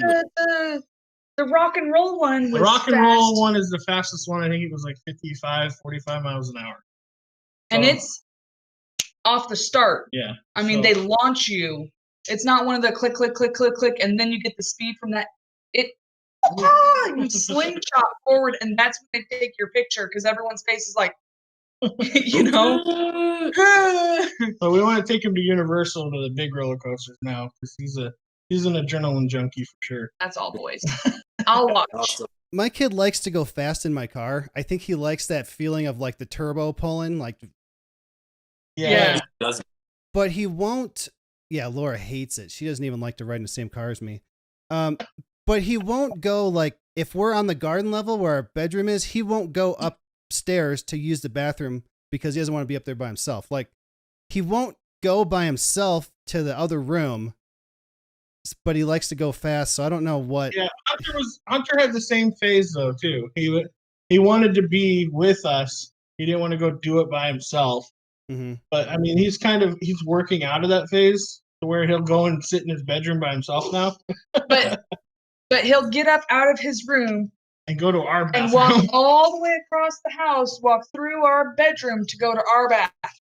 When he can take 14 steps to his bathroom right there. Dude, what are you doing? I gotta pee. He's on his phone. I just have to pee. Use your bathroom. How old is he now? 9. Ooh. Going on 19 or something. I don't know. Will's gonna be 6 in July. He's already in preschool, right? Or he's already in school, isn't He's going to school in kindergarten at the school by our house. I guess Yeah. I shouldn't. That's the school I went to. I guess I shouldn't say the name of it. Oh, yeah. Hey, editor, beep that out. I went to the same school that he went to. I'll just say that. Okay. I lived in the house down the hill from it. We had walked to school every day. Oh. It was uphill both ways. It was. Yeah. And snowing. And something. Hey, you want to hear about my cryptocurrency? Yeah. Yeah, where you at today? All right. So What's our total? so Mine's at. on Saturday. So was it last Saturday that I did it? Yeah, I think so. Yeah. You started with 500 and you were up to like 524. Yeah, I was writing them down per day, but then I forgot Thursday and Friday. So Saturday, I put in 500. By the end of the day, I was up to 505. I bought 400 in Bitcoin and 100 in Ethereum. Sunday, it was down 489. Monday, up to 524. Tuesday, 536. Wednesday, 542. I don't have Thursday, but I know yesterday I told Laura that I had gained 10%, so it was up to 551. Nice. So now I have gotten paid again. I took a little bit more of my tax return and my paycheck, and I put another 500 in there. So I bought another 400 in Bitcoin and 200 in Ethereum. But I was kind of, I didn't realize I was doing it wrong at the time because Bitcoin was down. So I should have bought that. But Ethereum was up like plus 6%. So I should have waited till it went down a little bit again. I didn't think about it till after I pushed the button. So I was up 50 some dollars, but now it's going to change double. When it goes up and down, the numbers are going to change double. So it went down a little bit. So I'm at 1,037. So $37 in profit. So. Well, I put 1,000 in there so far out of all the times I've deposited. So I'm only up $37 right now. Yeah. Yeah. I bought check in next week. If I can look on here, so it's 1644 from Bitcoin and 2135 from Ethereum. So Ethereum's actually going up faster, but it's not worth as much. Yeah. So that's where I'm at right now. I've gained money, but not. I feel like you're not really going to see huge gains up or down unless you have like 10 grand in there or something. Because then if I would have put 10 grand in right away, when it went up 10%, I'd have $1,000. So yeah, but you also made $40 in a month or in a week. Yeah, I made $40-$50 just putting money into an account basically. Whereas if I would have put that in a savings account, I would gain no money and I would actually lose money because of inflation over time. And fees. Yeah. Well, see, I bought into Dogecoin before it got really big, and everybody's like, "Oh, Dogecoin." So I bought it at a penny a share, and now it's 57 cents a share, or 5 cents a share, 5.057. I put $25 in. I'm already up 200%. Look at you go. Yeah, so that was I haven't sold it yet because I'm kind of waiting for it to go up to like at least 10 cents, and then I'll probably drop it off because I don't think it's a. I've been doing a lot of research on the cryptocurrency, and like this Dogecoin, it's not a very viable cryptocurrency. It doesn't have a top off. So like Bitcoin, it's been mined as far as it can be mined, where Dogecoin isn't. It's non-stoppable. It won't reach a ceiling. Yeah. So it can continue to keep on getting mined, which he values it, just by people mining it and getting more of it. I don't understand that part at all. So I kind of want to drop this one and pick up the Ethos or the Bitcoin or one of the Bitcoin family. But I'm just waiting, trying to see if it goes up to 10 cents a share, and then I'll drop it. I think that Bitcoin's the one to get if you're going to want to get a whole bunch just because it's the top one. So, for example, that Saturday when I bought some, it was at $50,000 per one Bitcoin. Yeah. And actually, I haven't looked at it, but I think it's at like Wednesday or Thursday, it was up to 60,000. Is it right there? So yeah, it's up to 58 right now. Oh, okay. Yeah. And Annika shared what you were buying it through. I picked up Robinhood, and I was just messing with Robinhood. I picked it up when we were being told that we were going to get furloughed, and I was like, oh, maybe I could do some trading if I get furloughed, just on the side, So I was playing around with it, just trying to figure out how the stock market works and watching YouTube videos. Well, Robinhood did that thing where when the GameStop thing was going on, they shut off so that we couldn't buy and sell, but the big guys could. Yeah. It was ridiculous because it wasn't just GameStop. There were some of the ones that I was purchasing that weren't even on the internet. Zom is one of them that they weren't allowing you to purchase, and I'm like, what the fuck? So yeah, that was kind of bullshit because I was trying to purchase some stuff, and if I could have been able to buy some of the stuff that I wanted to buy, it would have made me a lot of money. But, well, Laura's got her stocks in Ameritrade, and I've deposited money in there, but I haven't bought anything yet because I don't know what to buy. I don't know what to do with it. It's hard. It's hard to do the research and figure out what to buy. I've been just messing around with penny stocks, so nothing over like $10 really, just stuff that's really low. But there's a lot of information out there. It's just you got to kind of pick one and kind of try to follow them and see how they do. And then you can see if their information is viable or not, or if it's crap. But it is just a guessing game. But you can help yourself out like Tesla. So if you think about Tesla stock, it's pretty high right now. But Tesla isn't its own entity. So you have to think of the third parties of Tesla. The people making the battery or supplying the battery makers with the parts. Oh, okay. So you think about them and you go, okay, I want to buy in that stock because Tesla's going up. Tesla's going to want more stuff. They're the ones providing the stuff. So think of that as well when you're buying stock, is the third parties that aren't really under the name Tesla, but they are supplying the parts. They're always going to need batteries. That's a good point. So like Lucid Motors is a new one that just came out. It just got publicized or public. What is it? Lucid Motors. Lucid? They're new Tesla. They're going against Tesla. So yeah, you gotta find who their third parties are and then buy stock in them and just wait. And once they get big, then that number's gonna get bigger. The thing I was going to say about mining, this is how I understand mining, is anytime you make a Bitcoin transaction, it requires something to verify that that's a real transaction and not just some hacker.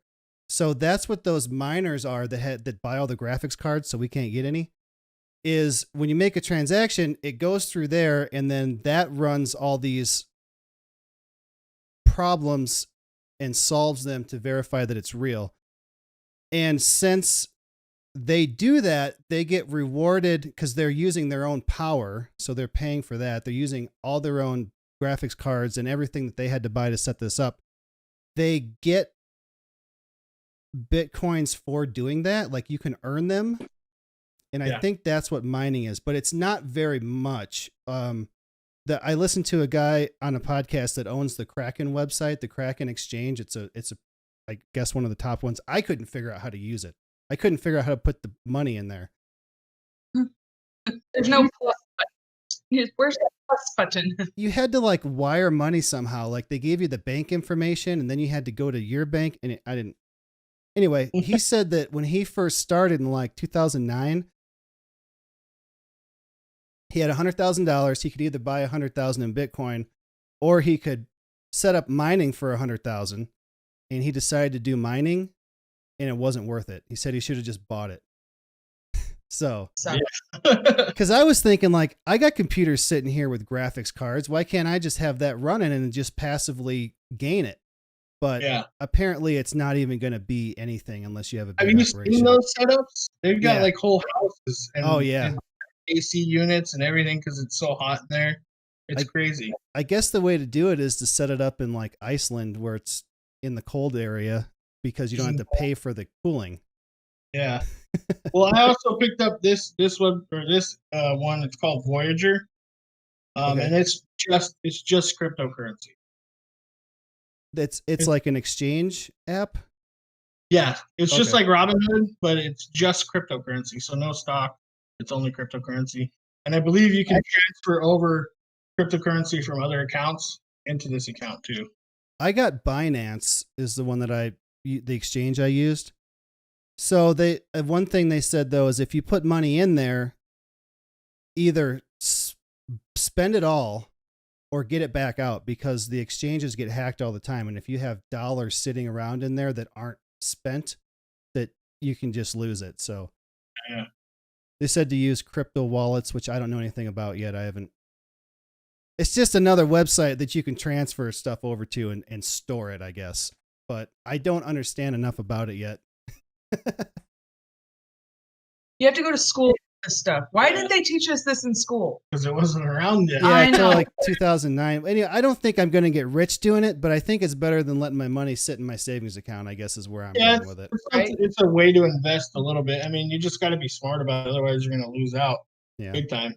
Well, there's a whole nother thing you can do on the Binance website. You can set limits to buy and sell.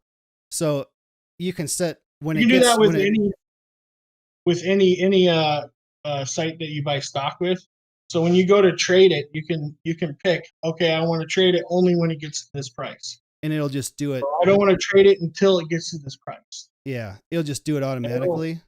I'll hold Yeah. off and do it automatically. That's kind of scary, because what if I set something wrong and it just ruins me? Gone. I don't know if I want to do that. Oh, I made negative. Shit, I meant positive. Edit, undo. Oh yeah, that's the one thing the guy said. If you try to transfer it, always copy and paste the addresses, because if you hit one wrong button and it sends it somewhere else, it's just gone. There's no customer service. Yeah. So Yeah. be very careful Yep. with that. That makes me nervous. I- I'm out of all of this. Y'all So are have crazy. you dabbled in it at all, Brian, or no? No? Nope. It's just something we've been. Yeah. There's a lot of YouTube videos out there Yeah. on it. He loves YouTube. Yeah, me too. Watch a lot of YouTube. But yeah, I got one of the guys at work. He's in on it now too. So we've been like, oh, have you seen this stock or seen this stock? So we've been dicking around with a lot of the penny stocks. He's gone a little bigger than I have. He put like $1,000. It's also slightly crazy. Yeah, he bought it when I yelled at him about it. He bought it when it was high, and then he's like, "Oh man, I fucked up." And then he sold it when it was low. And I'm like, "What are you doing? You're doing the exact opposite of what you should be doing." He's like, "I know." I'm like, "Why'd you do it?" So yeah, he's kind of under right now what he was putting in. Yeah, you got to kind of not panic. Just let it go. But I helped him out with his 401k, and because I talked to a money man, my old neighbor in Colorado, and he told me where to invest in my 401k. So I just transferred that knowledge over to him and just had him invest the same way I have, and both of our 401ks skyrocketed. It's like, oh my god, this is amazing. Yeah, I don't have anything right now. I don't have any 401k, any type of retirement. So that's what I'm trying to do now, is learn about this stuff. Because I had a guy come over and talk to him about investing for us, but then they have to make money. So they're going to take some of my money to do that. And if I can figure out how to do it, I don't know. It's better just to learn yourself and try to do it yourself. Start off little. Work, they offer stock purchases through work, and they just pull it out of my paycheck every month or every paycheck. And that's going to be like Hunter's college fund. So every month I buy at least two shares of Southwest Airlines. And I just leave that alone. I don't even look at it. Try to just leave it alone, let it sit there, whatever it's going to do. Because like during COVID, it went down to $24 a share. It went really low, and now it's finally getting back up to where it was before COVID. It was $60 a share. So, in those months, bought at $24 is $4 a month, 4 shares a month. So that kind of helped. I feel like I'm missing it. I was waiting because everything crashed last year, and I was like, oh, I'm going to get in at the bottom. And now I feel like I've waited too long because I don't know what to do. And everything's going to be back up by the time I get some. Yeah, everything's jumping back up, but like I bought into Zom is a good one that I bought into. I bought into that when it was 80 cents a share, and now it's like it's a marijuana. I believe that one's a marijuana industry. That one in Sundial. Sundial is out of Canada. It's a marijuana outfit. But I bought them at like 18 cents a share, and they're $1.12 or something now. Nice. So yeah, some of those penny stocks. I mean, it's not when you look at it, it's big gains, but you're not making a living off of it. You're making like $20. It's a good. $50. Sounds like a good thing to learn. Yeah, that's why I went with penny shares. If I lose out, I'm only losing out like $25. I'm not losing out thousands of dollars. Yeah. Starting small. Yeah. So I get stressed out just from listening to it. I'm like, I don't even include her because she's not a numbers lady. So I don't just do leave her out of numbers. it. I'll just tell her, hey, I made $50 on the share today. And she's okay, good. Good job. Don't lose it. Yeah, I can do numbers. It's just that I know that there's some type of strategy that if you do it this way and this way, it's going to be 1,000 times more than I'm just going to be like, okay, I'll buy this one. Well, there's also, I like the way that name looks. if you look at their chart, they call them cups and mountains or something. They have some technical terms when it gets down and it comes back up. Mm. So you got to know when to buy when it's at that cup mark and buy it then, and then you can sell it then. That's what the day traders. When it's turning, making the turn. Yeah. Yeah, but then you got to be on there looking at it every day. I can't. Yeah. It definitely is. It's not really a side now. hustle. Try to do it that way. Now. Because you got to be watching it all day, and you can't work and watch it all day. So I just kind of making it as I guess a more of a long-term investment, just kind of keeping an eye on it. If it tanks, then I'm like, fuck. But if it gets up pretty high and I'm like, I don't know if it's going to get any higher than that, then I'll sell it. Yeah. Well, what else are you doing? You still have dogs, right, Brian? What? You still have dogs, don't you? Yeah, I got one right here. He's hanging out with me. I thought I saw on Facebook he got something or something. He's got ouchie kabouchies that had to be. He's got that big cut. Yeah. He's got stitches. They're coming out Tuesday because he has a tumor. We're hoping it comes back, and they're like, "Oh, it's all good." Cool. He's sleeping. The other one went to bed. She doesn't like this stuff. She's like, "Fuck off!" Oh no! Oh no! Look at what you've done now. Hold on. Hold on. Again. Oh, just turn it sideways. Those damn Apple products. Apple.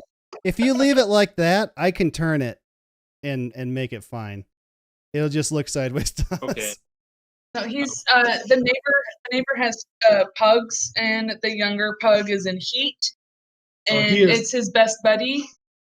So he's Twitter-pated and he whines constantly now. And then the old man, we have the chocolate lab. He's gotten he's like 11 now. And his joints are going out.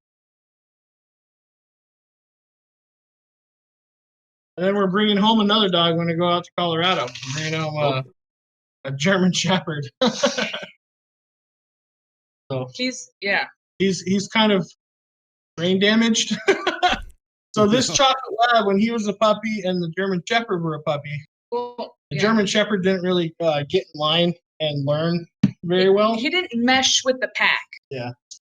So he was picking on all the little dogs, and he would defend the little dogs.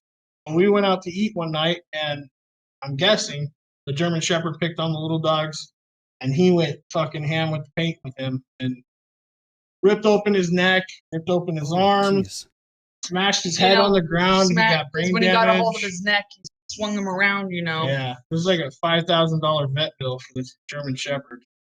And if he gets too excited, the German Shepherd, if he gets too excited now, he'll have seizures. He has seizures, so. Poor thing. He's a very pretty dog. But I think now that he's older and German Shepherd's older, they'll get along just fine. Yeah. My parents are like, because when we lived there, we had 20 dogs at one time. I know, I remember that. Yeah. So they've been slowly getting rid of dogs here and there. They want to keep one German Shepherd and then the little dogs. It's bothering Brian too much.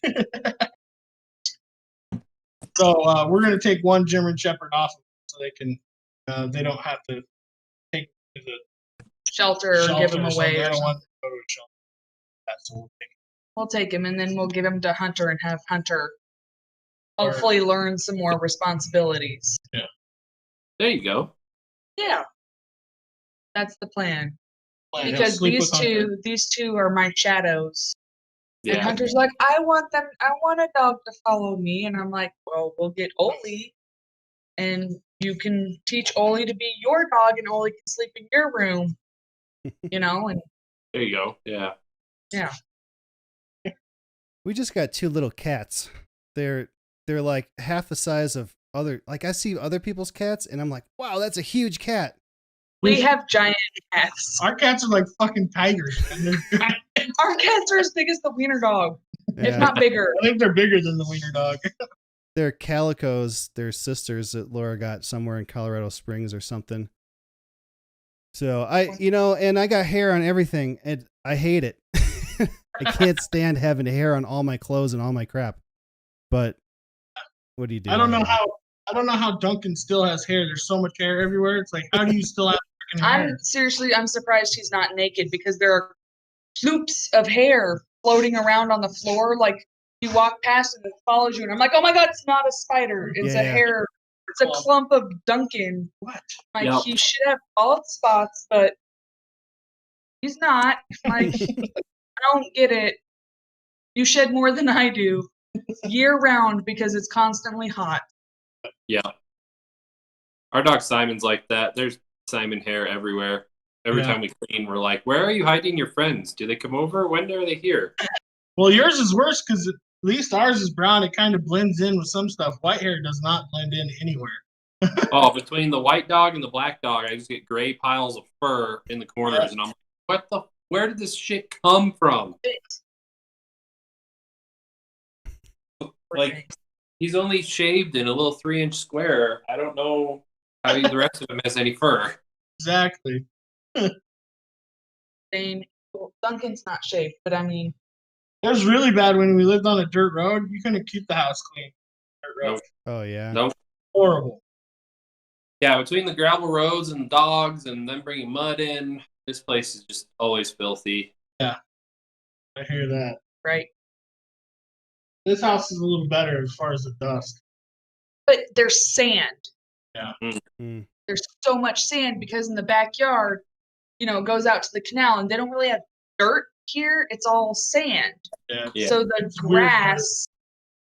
I don't know. The front yard is pretty good dirt. But the backyard is where the dogs go, and they track it in. So there's sand everywhere. I'm like, Yep. where does it come from? We haven't been to the beach. I'll be right back. Frick. Well, Laura went to get her hair cut the other day, and I don't know if you remember how long her hair was. It was like mid back somewhere. Well, she went to get like a couple inches cut because the ends. She dyed it a couple times, and she said it was like breaking, and the ends were bad. So she goes to get it cut. She comes back. They cut it to like not on top of her shoulders, but like probably here. And she's just like, oh my god, my hair's gone. She's like, it's never been this short in my whole life. So she kind of freaked out about that. She put it in a braid the other day. The braid was like that long.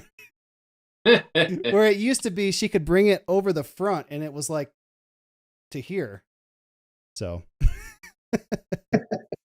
Oh, you can probably tell my hair, right, I've been trying to do like the gray hair color that's in. So I tried doing it at home. It didn't work. Yeah, it said, on the box, it says if your hair is this color, when you add this color, it's going to be here. Or if your hair is light and you add the gray to it, it's going to be this. And it came with the bottle of bleach. So I did the bleaching thing, got it to be blonde, put the gray color in, and then they're like, use a blow dryer for like 20 minutes. So I put a shower cap on and was blow drying my hair and sweating because it's hot, trying to melt. It didn't work.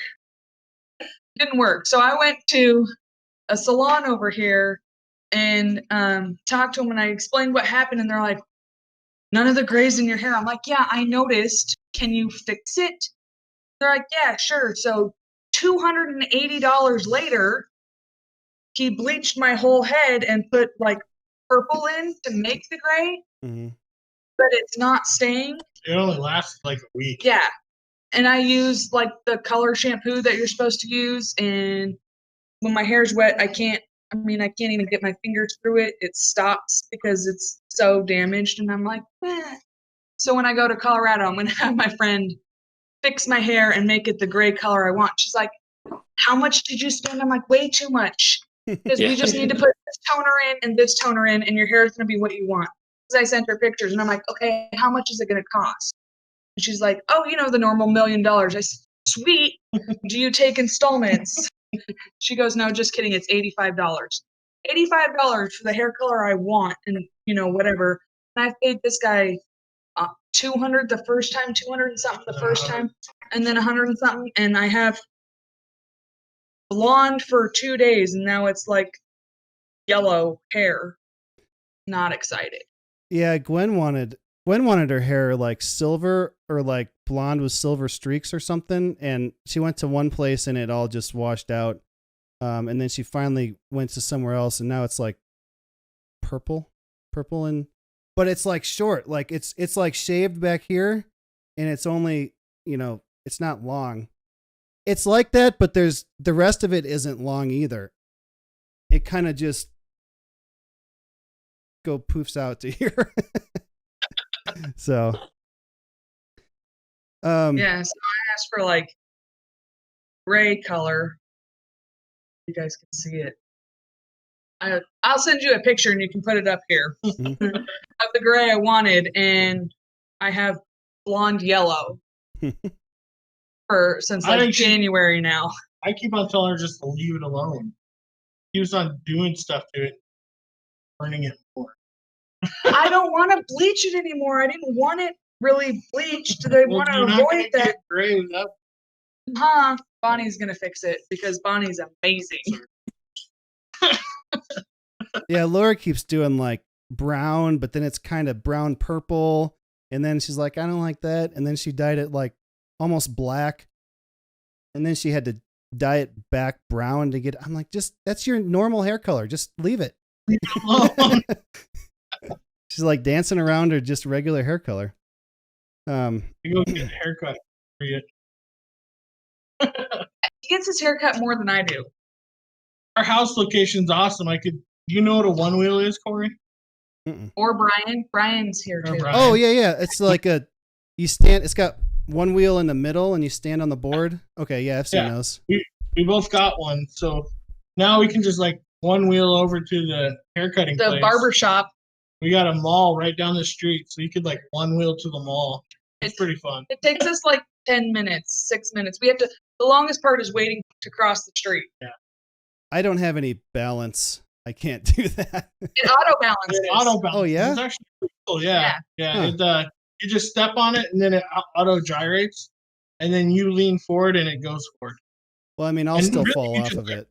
You just sit there and you think about leaning or think about going forward, and it'll start going. Huh. And we bought Hunter one of the other. It's an electric scooter. Well, we bought him a hoverboard first. The one that all the kids have with the wheels on the side and they stand and. Yeah. Dude, we tried that. Yeah, I'm like, it was horrible. But don't try them. It hurts your back and your knees and your hips. All the things hurt at once because your body. Yeah. But he couldn't keep up with us, and then one of his friends ran it in the pool, so we returned it to. Oh, no. No, he didn't run it into the pool. They were at the pool, and the kid didn't dry off and just stepped on the electric board and got it sopping wet and fried it. So we ended up getting one of the electric scooters because he can keep up with the one wheel. So he rides a little electric scooter, and then we ride the one wheels around. Pretty cool. We couldn't do it out in Colorado because you can drive them on a dirt road, but it's not as fun. It's not as fun. Oh, yeah. Colorado, they have one wheel tournaments where they set up like curbs and stuff. So you have to ride on something this thick, and then they have like these corners that swoop up. So like in Vail, they have a tournament every summer. Huh. Like going on the sidewalk or in the street in our neighborhood. But they're nice pricey. and easy. they're pricey. Mine, brand new, is $1,200. Whoa. Yeah, I got it on eBay for $600. Tell them how what you did. So I told her about it. It's like, oh look, I've always wanted one of these one wheels. So I went, oh look at this one wheel. It's on eBay. It's $600. She's like, oh yeah, that's cool. We can't really afford it right now. Whatever. So I went to work and I kept on looking at it and like, I'm gonna fucking buy it. So I just bought it and I sent it to my work and didn't tell her about it for like a week. So I was just riding around at work, and then she came into work one day and I was like, I have to tell you something. She's like, so I showed it to her. Remember that thing that I bought? I was telling you about on eBay. Like, what fucking thing are you talking about? The thing you weren't supposed to buy. Out. He's like this, and I'm like, oh my god, no, you didn't. So she tried it, and she's like, all right, now you have to buy me one. So I bought her the newest and greatest one they just came out with. It was only $900, brand new. Mine comes with a handle. Yeah. So yeah. She's like, now you have to buy me one because they're fun. Oh man. Laura bought a paddle board, stand-up paddle board. I don't know, it was like $600 or something like that. I don't remember. And her and her mom went a whole bunch of times when she first got it at the reservoirs here. And now it's been in the garage for like a year. I thought that's what was going to happen. They also got these blow up. I took a video with my GoPro on my head. They bought these blow up like kayaks to go around the reservoir with. The problem is I weigh like 250 pounds and this is a blow up thing and Will is in it with me. So Laura and her mom are in one and me and Will are in the other one. And I have to sit like in the center because Will only weighs 40 pounds. Yeah. So the whole time it was like this and I can't sit up. I'm like trying to hold myself up so hard that my legs are hurting, like burning. So I don't like roll backwards. I'm like, okay, I'm going back. You guys keep going if you want. I can't do this anymore. It was so painful. So I would recommend if you're going to do it by yourself or with a light kid, get like a rigid one. Yeah. Put 2 kids in the front. Bring a friend. Our neighbors, they went canoeing with their her sister. They're like, oh, we're going to go canoe. It's in fresh water in one of the creeks. And they went and it opens up into the ocean. They went through the mangroves and then opened up into the intercoastal. And there was spring break. So there's like, it's a Cheerio bowl full of boats, party boats. And they're in these little freaking canoes just hoping they don't die. Oh, jeez. And they're like us. They don't go around people. So they're like, get us the fuck out of here. This is spring break. We don't want to be here with all these super spreaders and these giant boats going by with like Girls Gone Wild on it, Did you see that? Sorry. Get me the fuck out of here. Brian, did you see that Bob and Tom clip I put on Facebook? It was like real girls on video going, woohoo! Yeah, I think so. It's been a week. Bob and Tom's a radio station from, I think they're from Illinois, but I think so. Anyway. I think they're from Indiana. What else happened this week? What was that picture that you were welding on? I thought she took that with like her badass camera. No, she took it with an iPhone, dude. You could see all of the sparks in the air like it was a freaking fireworks movie. I don't know. I make all the sparks when I do stuff. It went everywhere. No, she just took that with her iPhone. She's just chilling there, snapping pictures randomly. I think I'm looking at buying a DJI something camera. Not a drone, but a camera. And I think we're going to start vlogging maybe this summer. Mm-hmm. When I build stuff like that and when we go on adventures and stuff. I don't know. We're going to try it, see what happens. A DJI drone for Christmas. Yeah. I think it's pretty cool. They put out some good products at DJI. I was really surprised with how well the camera worked on that thing. Yeah. Yep. The cameras are pretty amazing on them. This is like the camera off one of those just mounted on a little handheld thing. You kind of like GoPro style. Yeah, nice. Yeah, it's kind of like a GoPro for vlogging without the droney part. Now, your welder that you have at home, is it a gas? Does it have the gas attachment or is it just a 120 welder? It's a Lincoln 180T, so it is a gas welder. I have a spool gun for it for aluminum. I don't use that much, but I do have it. Yeah, it's a 220 regular little. It's 180 amps, so it's not like a big welder, not like a 250, but it does good. I've done everything up to like 3/8 with it. Nice. Yeah, I just brought. I just got my welder back from Colorado here. I haven't hooked up 240 yet in the garage, so I got to hook up 240 for it. But yeah, those spool guns, they don't work so well. It's there's definitely an art to it, and I have not mastered that art. No. I can stick stuff together, but it's not a long, or it's not a like a waterproof weld or anything like that. Yeah, yeah, it's a gun that has the wire on it.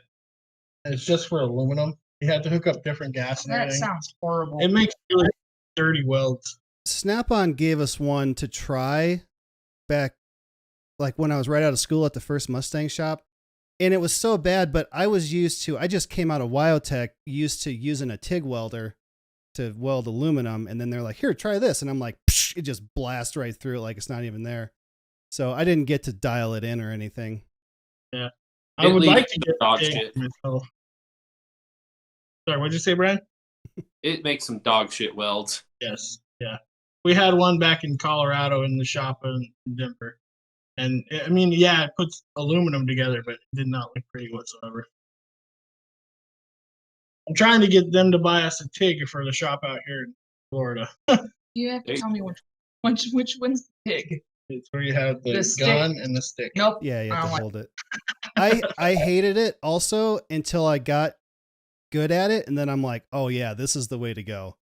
Yeah. TIGging's fun. Once you get used to it, once you get it down, then it's a blast. Well, good. Get one at work and I can try it. I want one at home too. What? Okay, fine. We, I'll do that. We got so every year for Southwest we get to go do training. So one year we had training in Texas, and it was at the Miller facility, and you could try every single welder they had. So it was really cool to be able to play with someone like the surgical. They have a surgical equipment welder because it has to have a lower frequency or a different frequency, so it doesn't mess with the stuff inside the hospital. Yep, it's pretty amazing. Yeah, we got to play with all those. It was really fun. That's cool. Yeah. I want to do that. I called Furniture Row, a guy that was still working at the Furniture Row building after they closed down, because they had all these Lincoln welders and stuff that they were just sitting there. But by the time I got a hold of him, they had already gotten rid of all of them. It's like, damn it, I could have gotten one of those used for like super cheap, or like 4 of them for the price of one probably, but yeah, they were already gone. Dang it, Bobby. Yeah, we just have a Miller 250, I think, at work. It works pretty well. We also got to do. We went to painting facility, and they had like every nice gun you could buy is there, and we got to do paint the whole quarter panel of a car. That was like our test. It was pretty fun too. They had paint booth and all the colors you can think of. It was Martin paints. Martin. They do Napa. They do Napa's paints. Yeah. I like painting because I don't like to do other stuff like tear apart cars and put them back together. It's like, I know I can sand this, I can mask it, I can spray it, I can paint it and make it good. I feel like I'm lazy. I gotta like lay down and work on this thing under the, on the floor underneath the car. But at the same time, I'm like sanding on something for 8 hours or something, and I'm fine with that. So I don't think it's lazy. It's just kind of like, I don't know how you do it. See, I like doing body work. Painting is not. I'm not a good painter.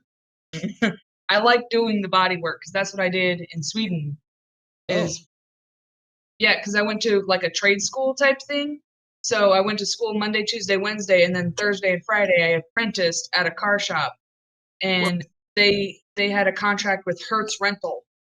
So we had a lot of rental cars that had damage to them or whatever. So I learned how to do auto body, and then they're like, do you want to learn how to paint? And I was like, yeah, sure. And then I was like, I can't, I'm not a good timer at this painting thing. But I love doing the sanding and the welding and switching different parts. I got to put they were gonna do paint the stripes on a Mini Cooper, the little side stripes. They were gonna paint them, but then they're like, oh, they're not paint. They're actually little tiny sticker. Yeah. So they're like, you're the only one who has a steady enough hand that's small enough. There are all these mechanics that have big sausage fingers. And they're like, yeah. They're like, you put the sticker on. I was like, okay. And they're like, holy shit, you did that really well. I'm like, well, it was easy. Like, I can do that. Just don't. I'm not. Paint booth is not my jam. I'll help you pick out colors. Painting stripes is, I kind of hate it because you got to get everything ready just like you're painting a regular car. Mask everything. Then you have to paint the car the color it's going to be. Then you have to stop and then mask the stripes, or the other way around. You can paint the stripes first and then mask those off and then paint the rest of the car. But either way, you have to stop what you're doing, mask the stripes, and then paint the stripes, then pull that masking off, and then clear everything. The problem is after you put base coat, after you put the color, which is base coat on the car, you only have 24 hours to clear it, or you have to sand it all again.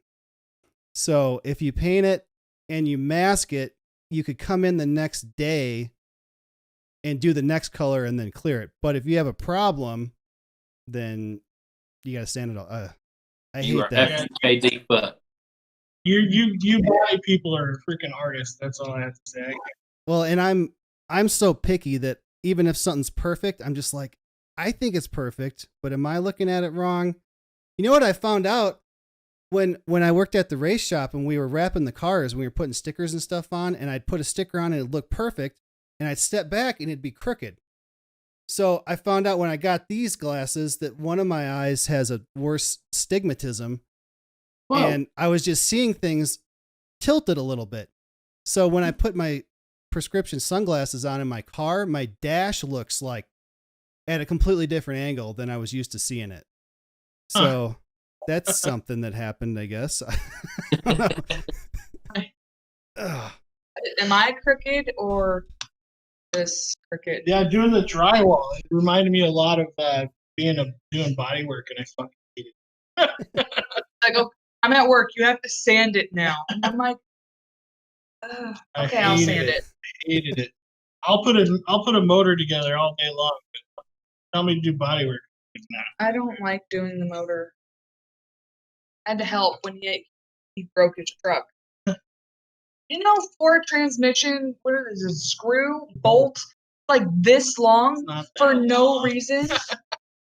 No reason. What's it for?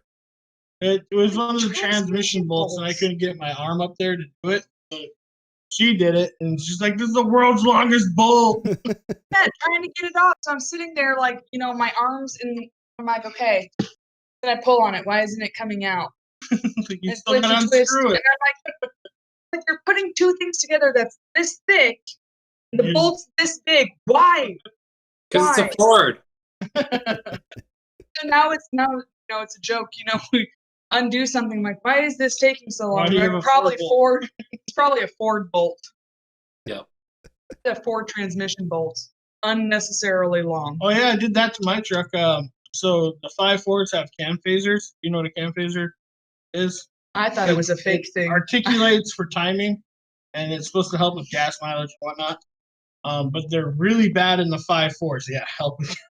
They're really bad. Because they use oil pressure to run the cam phaser. And Ford's oil pressure is garbage. So I even put a high output oil pump on this when I rebuilt the motor. But then sooner or later, the cam phasers start knocking. It sounds like your whole engine's about to fall apart. So they sell this cam phaser lockout kit, and you have to take the cam phaser apart, little aluminum thing in there, and it locks it. Then you have to retune it comes with a tuner, so you can retune your car, basically cam phasers. Oh, geez. Yeah, well, it runs great. Now it does. It runs super good. I actually got more horsepower out of it. The gas mileage is a little bit better. But I do have to run higher octane gas, which kind of sucks. What car? What vehicle is that? That's a Ford F-150. Okay. Oh, Oh, sorry. yeah. Okay, I know that one. He forgot to mention the higher gas Octane to her. fee. So I borrowed the truck one day, and I'm like, "Shit, I gotta put gas in it. What do? I put 85 in it or She put the 86. I cheapest put one the in. cheap one in there, and then I'm like, "Oh my god, I must have done something It because pings like crazy. tick, tick, tick, tick, tick, tick, tick," and I'm like, Filled "Oh it with my God." diesel. She filled it with diesel. The diesel one doesn't fit. I know that part. I Come was on. like, did you put low octane gas in it? She's like, yeah. Like, you hear that sound? She's like, yeah, I was wondering what that was. Yeah, it's pinging because of the fuel. And I'm Then like, you went and bought some octane booster at Walmart. It's the sound of the fuel firing before the piston gets all the way up. "My bad. Oops." But gas prices have jumped up out here. It took me $95 to fill up my tank today. Oh my Jesus God. Christ. Well, it's a Well, 30-gallon tank too. On those F-150, they're 30-gallon tanks. Wow. I have to get 91 for my car with the turbo, but it's a car, so it only holds like 12 or gallons. 14 or something. Yeah. So it's $40 to fill it up. It's over $3 a gallon for that, $3.15 or something. I go the second, the mid grade, and it doesn't ping on the mid grade. So I don't go. I haven't tried it. I'm afraid that I'm going to break that engine again. I guess if I'm going to do it, I might as well do it really soon because it had a year warranty. So if I'm going to blow it up, I might as well do it. Yeah, try it Blow now. Yeah. But yeah, that worked out really well. It was it took me I've been in that motor like 5 times now, replacing those cam phasers and stuff. So it only took me a day to do it. To do the cam phaser fixie thing, but motor thing has been out. You've had that out 3-4 times? Whole motor? Yeah. I only had the whole motor out once, but I had the heads off like 3 or 4 times. Yeah, 'cause that's a 5.4 Triton, right? Yeah. Yeah. Yep. How many times did you have to replace the spark plugs? Once. Not as many as we have to on my Ford Escape. Yeah, I took the spark plugs out when I first got it because that was what I was really afraid of, was the spark plugs getting stuck in there, and they all came out really nice. So after that, I just coated them in freaking anti-seize. I haven't had. There you go. So Then swap them out every oil change just to be careful. yeah, exactly. Just be careful. I even have the kit just in case, so if I have to, I can yank them There you out. go. He At bought least the you were kit. prepared. That's why they I came had out to good. buy this. And I'm like, why'd you have to buy it? Because remember how I told you that the spark plugs stuck. break? And I'm like, that's an okay purchase. I'll allow it. Yeah. That's why none of them broke. Is because you had that kit ready to I know, go. right? Just I in bought case. the kit and I haven't had to use it yet. Perfect. That is the perfect situation. Yeah. It's always the back one that goes out too, the one you can't even use the kit on. Yeah. The only better fix for those damn spark plugs is to just trash the truck. Oh yeah? Yeah. I don't know. Have you ever had to do one of those Toyota mid-engine vans? Oh, like a Previa? No, I never did one of those. Ugh. They're horrible. I bet. Yeah. Were the engines under like the floor of the center of the van? Yeah. Yeah, and then they like smush the walls up right against it. They're just like a Subaru. It's horrible. They're a bunch of bastards. Stupid engineer comes up with that idea. Or the V6 side engines in the minivans. Those suck too. You have to go up over the exhaust to get to them. Yeah. That all just sounds like a bad idea. I'm kind of glad I don't have to work on everyday cars anymore. It's like a belt loader is wide open, and a bag tug, you can take the freaking balls off the side, and you have the engine right there. Yeah. It's nice to work on. I'd kind of like to get a Tesla just to drive, like, just to use the autopilot, to get in at work, be like, take me to work, and then just chill or, you know. Did you see the new one he's coming out with? $25,000. It's not the Tesla one. I don't remember what it is, China though. only or something. Well, they're debuting it in China. It's a little hatchback, like the size of your car now. Oh, really? I didn't see that. Yeah, 25,000. They're talking maybe even lower than that. Of the MSRP, like 19,000. That's less than I owe on my car, plus what I've had to pay to fix it. and then you don't have to pay for gas. See, my problem is though, every once in a while I guess every year we drive from here to Illinois, or we drove to Texas last year, and it's 1,000 miles. So it's not the problem of finding a place to stop to charge. It's that when you do charge, it's going to take like an hour. Whereas when you stop to get gas, it only takes 10 minutes. Well, yeah, but see, if you stop and get something to eat, that's pretty much an hour right there. So Yeah, stop, especially if you get eat some with Hunter. food, I don't know how fast of an eater and then you don't Will have to, is. you but don't have to go super fast eating food. I mean, sit there for a bit. Well, you can rent a car too, like for your Yeah. once a year trip. Get a gas car and rent it. But I've thought about getting a Use Tesla your just Costco because, card. or even a car, because even though I have better gas mileage on the truck, it's really not that good. It's still like 16 miles to the gallon, 15 miles to the gallon. So driving to work every day is putting it in my wallet. I thought about getting one of those Chevy Volts, but they only they're battery operated, but they have a generator too. So Oh yeah. get like 50 miles and then the generator kicks on. I thought you said, oh, is it Tesla that doesn't have the generator? Yeah, that's all just electric. Yeah. What gets me though, I thought about this. Why haven't they hooked up some kind of alternator generator on like the back wheels of an electric vehicle to recharge the battery while you're driving? Oh, Freewheeling. so if it was front wheel drive, then your rear wheels are the generator. I see what you mean. Well, yeah, that makes sense. So I guess it would just depend on, is it causing enough drag that it's worth it?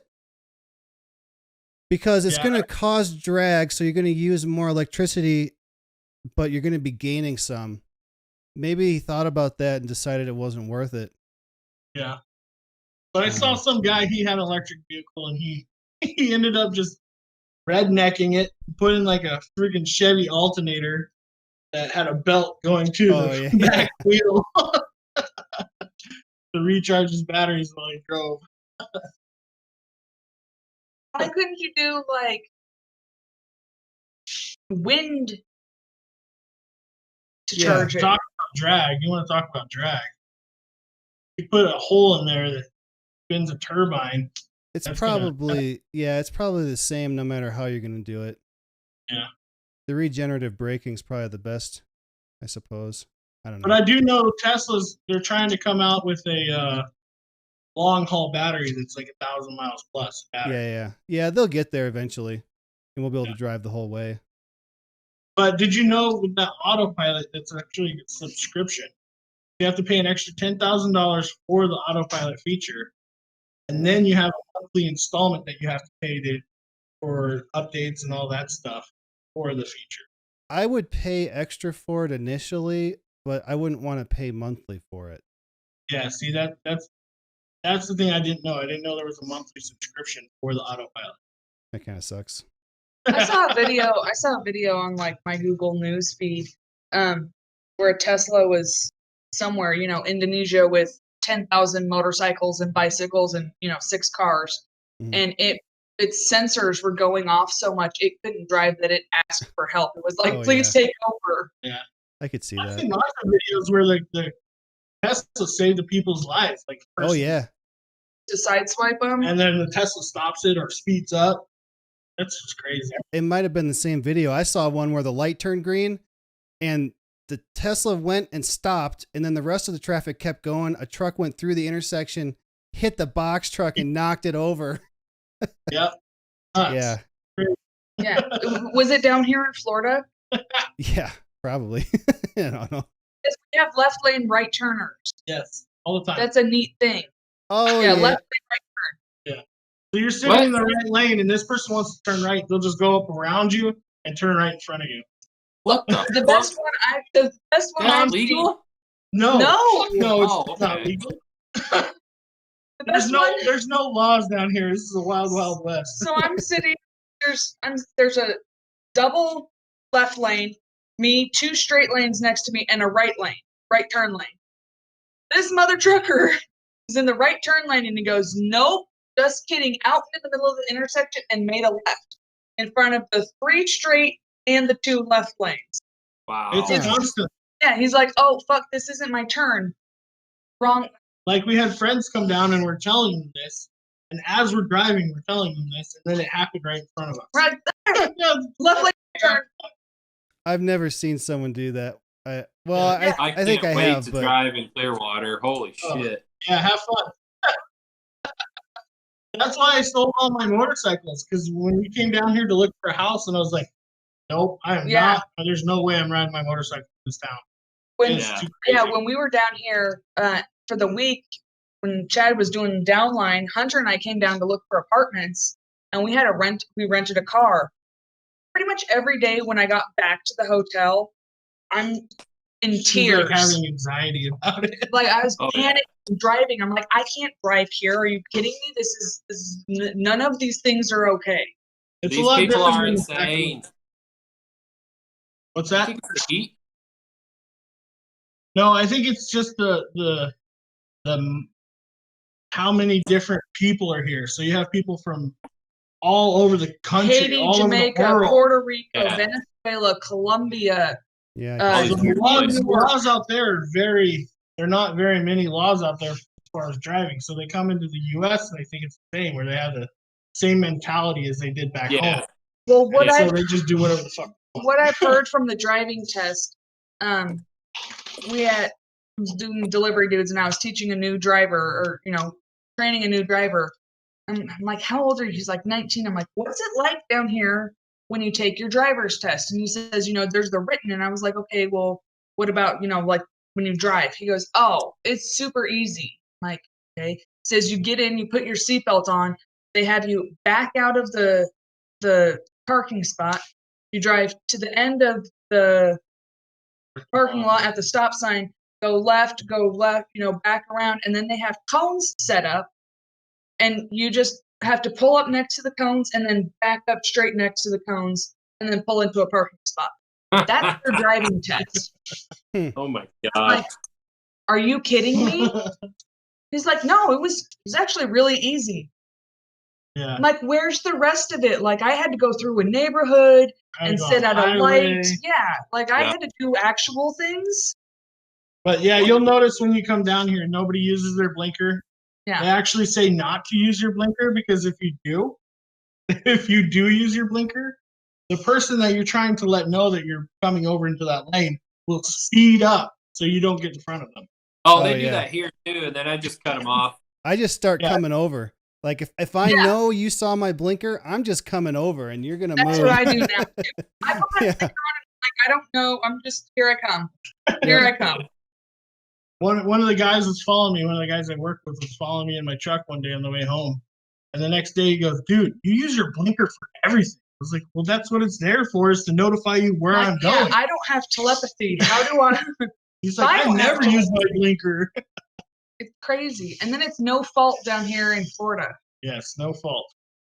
What's that? So even if you get in a car accident, the repairs on your car doesn't get paid by their insurance. It gets paid by your insurance. What?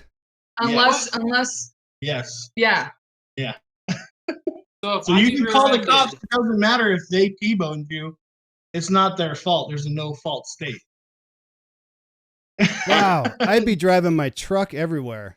It's enough to make your brain hurt. I'm like, are you kidding me? I guess I need to up my insurance a little more then. Right. Huh. Yeah, for sure. And Wow. I don't know how it is in Utah, but here U-turns are legal. Everywhere. Yeah, they are Everywhere. here too. But usually it says U-turn okay or no U-turn, Yeah. right? Yeah. No, they don't have it down here. If you feel like doing a U-turn, you do a U-turn. Well, And the person doing the U-turn has the right of way versus the person going straight. going with that traffic. Yeah, I don't like that, because in Illinois U-turns are illegal. So here I pull off onto another street and then I'll turn around and come back onto the street. Yeah. But when I'm leaving work, there's a stoplight and there's always someone doing a U-turn right there when I'm turning right. Mm-hmm. So I'm turning and they're coming into me at the same. Yeah. We're going the same direction, and I'm just kind of like, "Hey, man, this is my right. Go ahead and hit me if you want to, but you're doing I guess a legal U-turn, but you definitely don't have the right of way." When Yeah, I- no, here in Florida, the person In doing the the U-turn U-turn. has the right of way. It's Hmm. ridiculous. Wow. Well, so like you're going down the street and you have all these shopping centers, right? The plazas The along plazas along the the street. strips. They don't have turn-ins where you could turn. So you have to flip a bitch just to be able to get yeah. to that plaza. They don't have turn-ins where the turn is. And then Oh, the I got it, plazas yeah. are directional and they're opposite direction of the main road. Yeah. So if you're driving the plaza on your right, its It's going directional that way. traffic is So when you south turn in if there, you're you going gotta go. north. You gotta go past where you want to go, so you can turn in and then go back to where you want to go. That's kind of like that here in some places where like there's a median that you can't turn into to get to the place you want to go. But it's It's not all that hard to get to it. They have turn lanes here, turn lanes that actually have a U-turn sign on it. It's just Because I've ridiculous. pulled into it thinking I'm going to turn left into this neighborhood, and then I look up, There's nothing. fence. This is a U-turn lane. Yeah, Oh, weird. You I'm like, turn left. why? that and the trees. There's so much foliage. So like, there's a Foliage. Walmart. There's a freaking Walmart, but you can't see it because there's just trees. Or bushes. Home Depot, it's there. That's how North Carolina was when we went out there to look at houses and stuff. It was, I know this place is right here on my GPS, but I can't see it until you're turning in because there's so many trees. It's very claustrophobic, all the trees. I didn't realize that when I left Colorado, Hmm. how wide open it is and how you could see so far. You could see Yeah. from the mountains from Bennett, but here you can't see it. And even if there are trees, the elevation's so different everywhere that you can see. Yeah. So here there's nothing high enough that's above the trees to where you can see far distances. The only place I've been is on a highway where you can see further, or in the Everglades. You can see pretty far. Yeah. There's nothing. It's just grass. All right, kids. Alrighty, man. Gotta go. Yeah, I'm It's just good seeing you. looking to see. I think Laura's coming home. So we're going to have kids running around this place here pretty soon. Have fun with that. Yeah. Yeah. Good Probably luck should with check that. our kids. He checks in. Mm. Our kid just zooms around the neighborhood. Well, There's kids all over the place. So if someone's not home, he's like, hey, I'm going to so-and-so's house. I'm like, all right. I mean, because our neighborhood's just a big loop. Yeah. So he just goes everywhere. Hmm. Comes well, back. it's good seeing you again, Brian. You too, Yeah, it's Corey. good seeing you guys. Yeah. Hopefully we can talk again later sometime. Yeah, I'm sure. Yeah, I'm sorry. I gotta hit the road here. So Oh, you're Yeah, fine. you good seeing everybody. Yeah, no problem. We've been going for 2.5 hours. So Fabulous.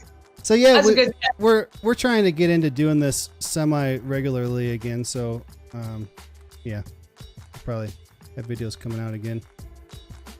So Well, all right. Well, good luck with that. good luck with All right. that. All right. See you next time. Bye, everybody. Good luck with that.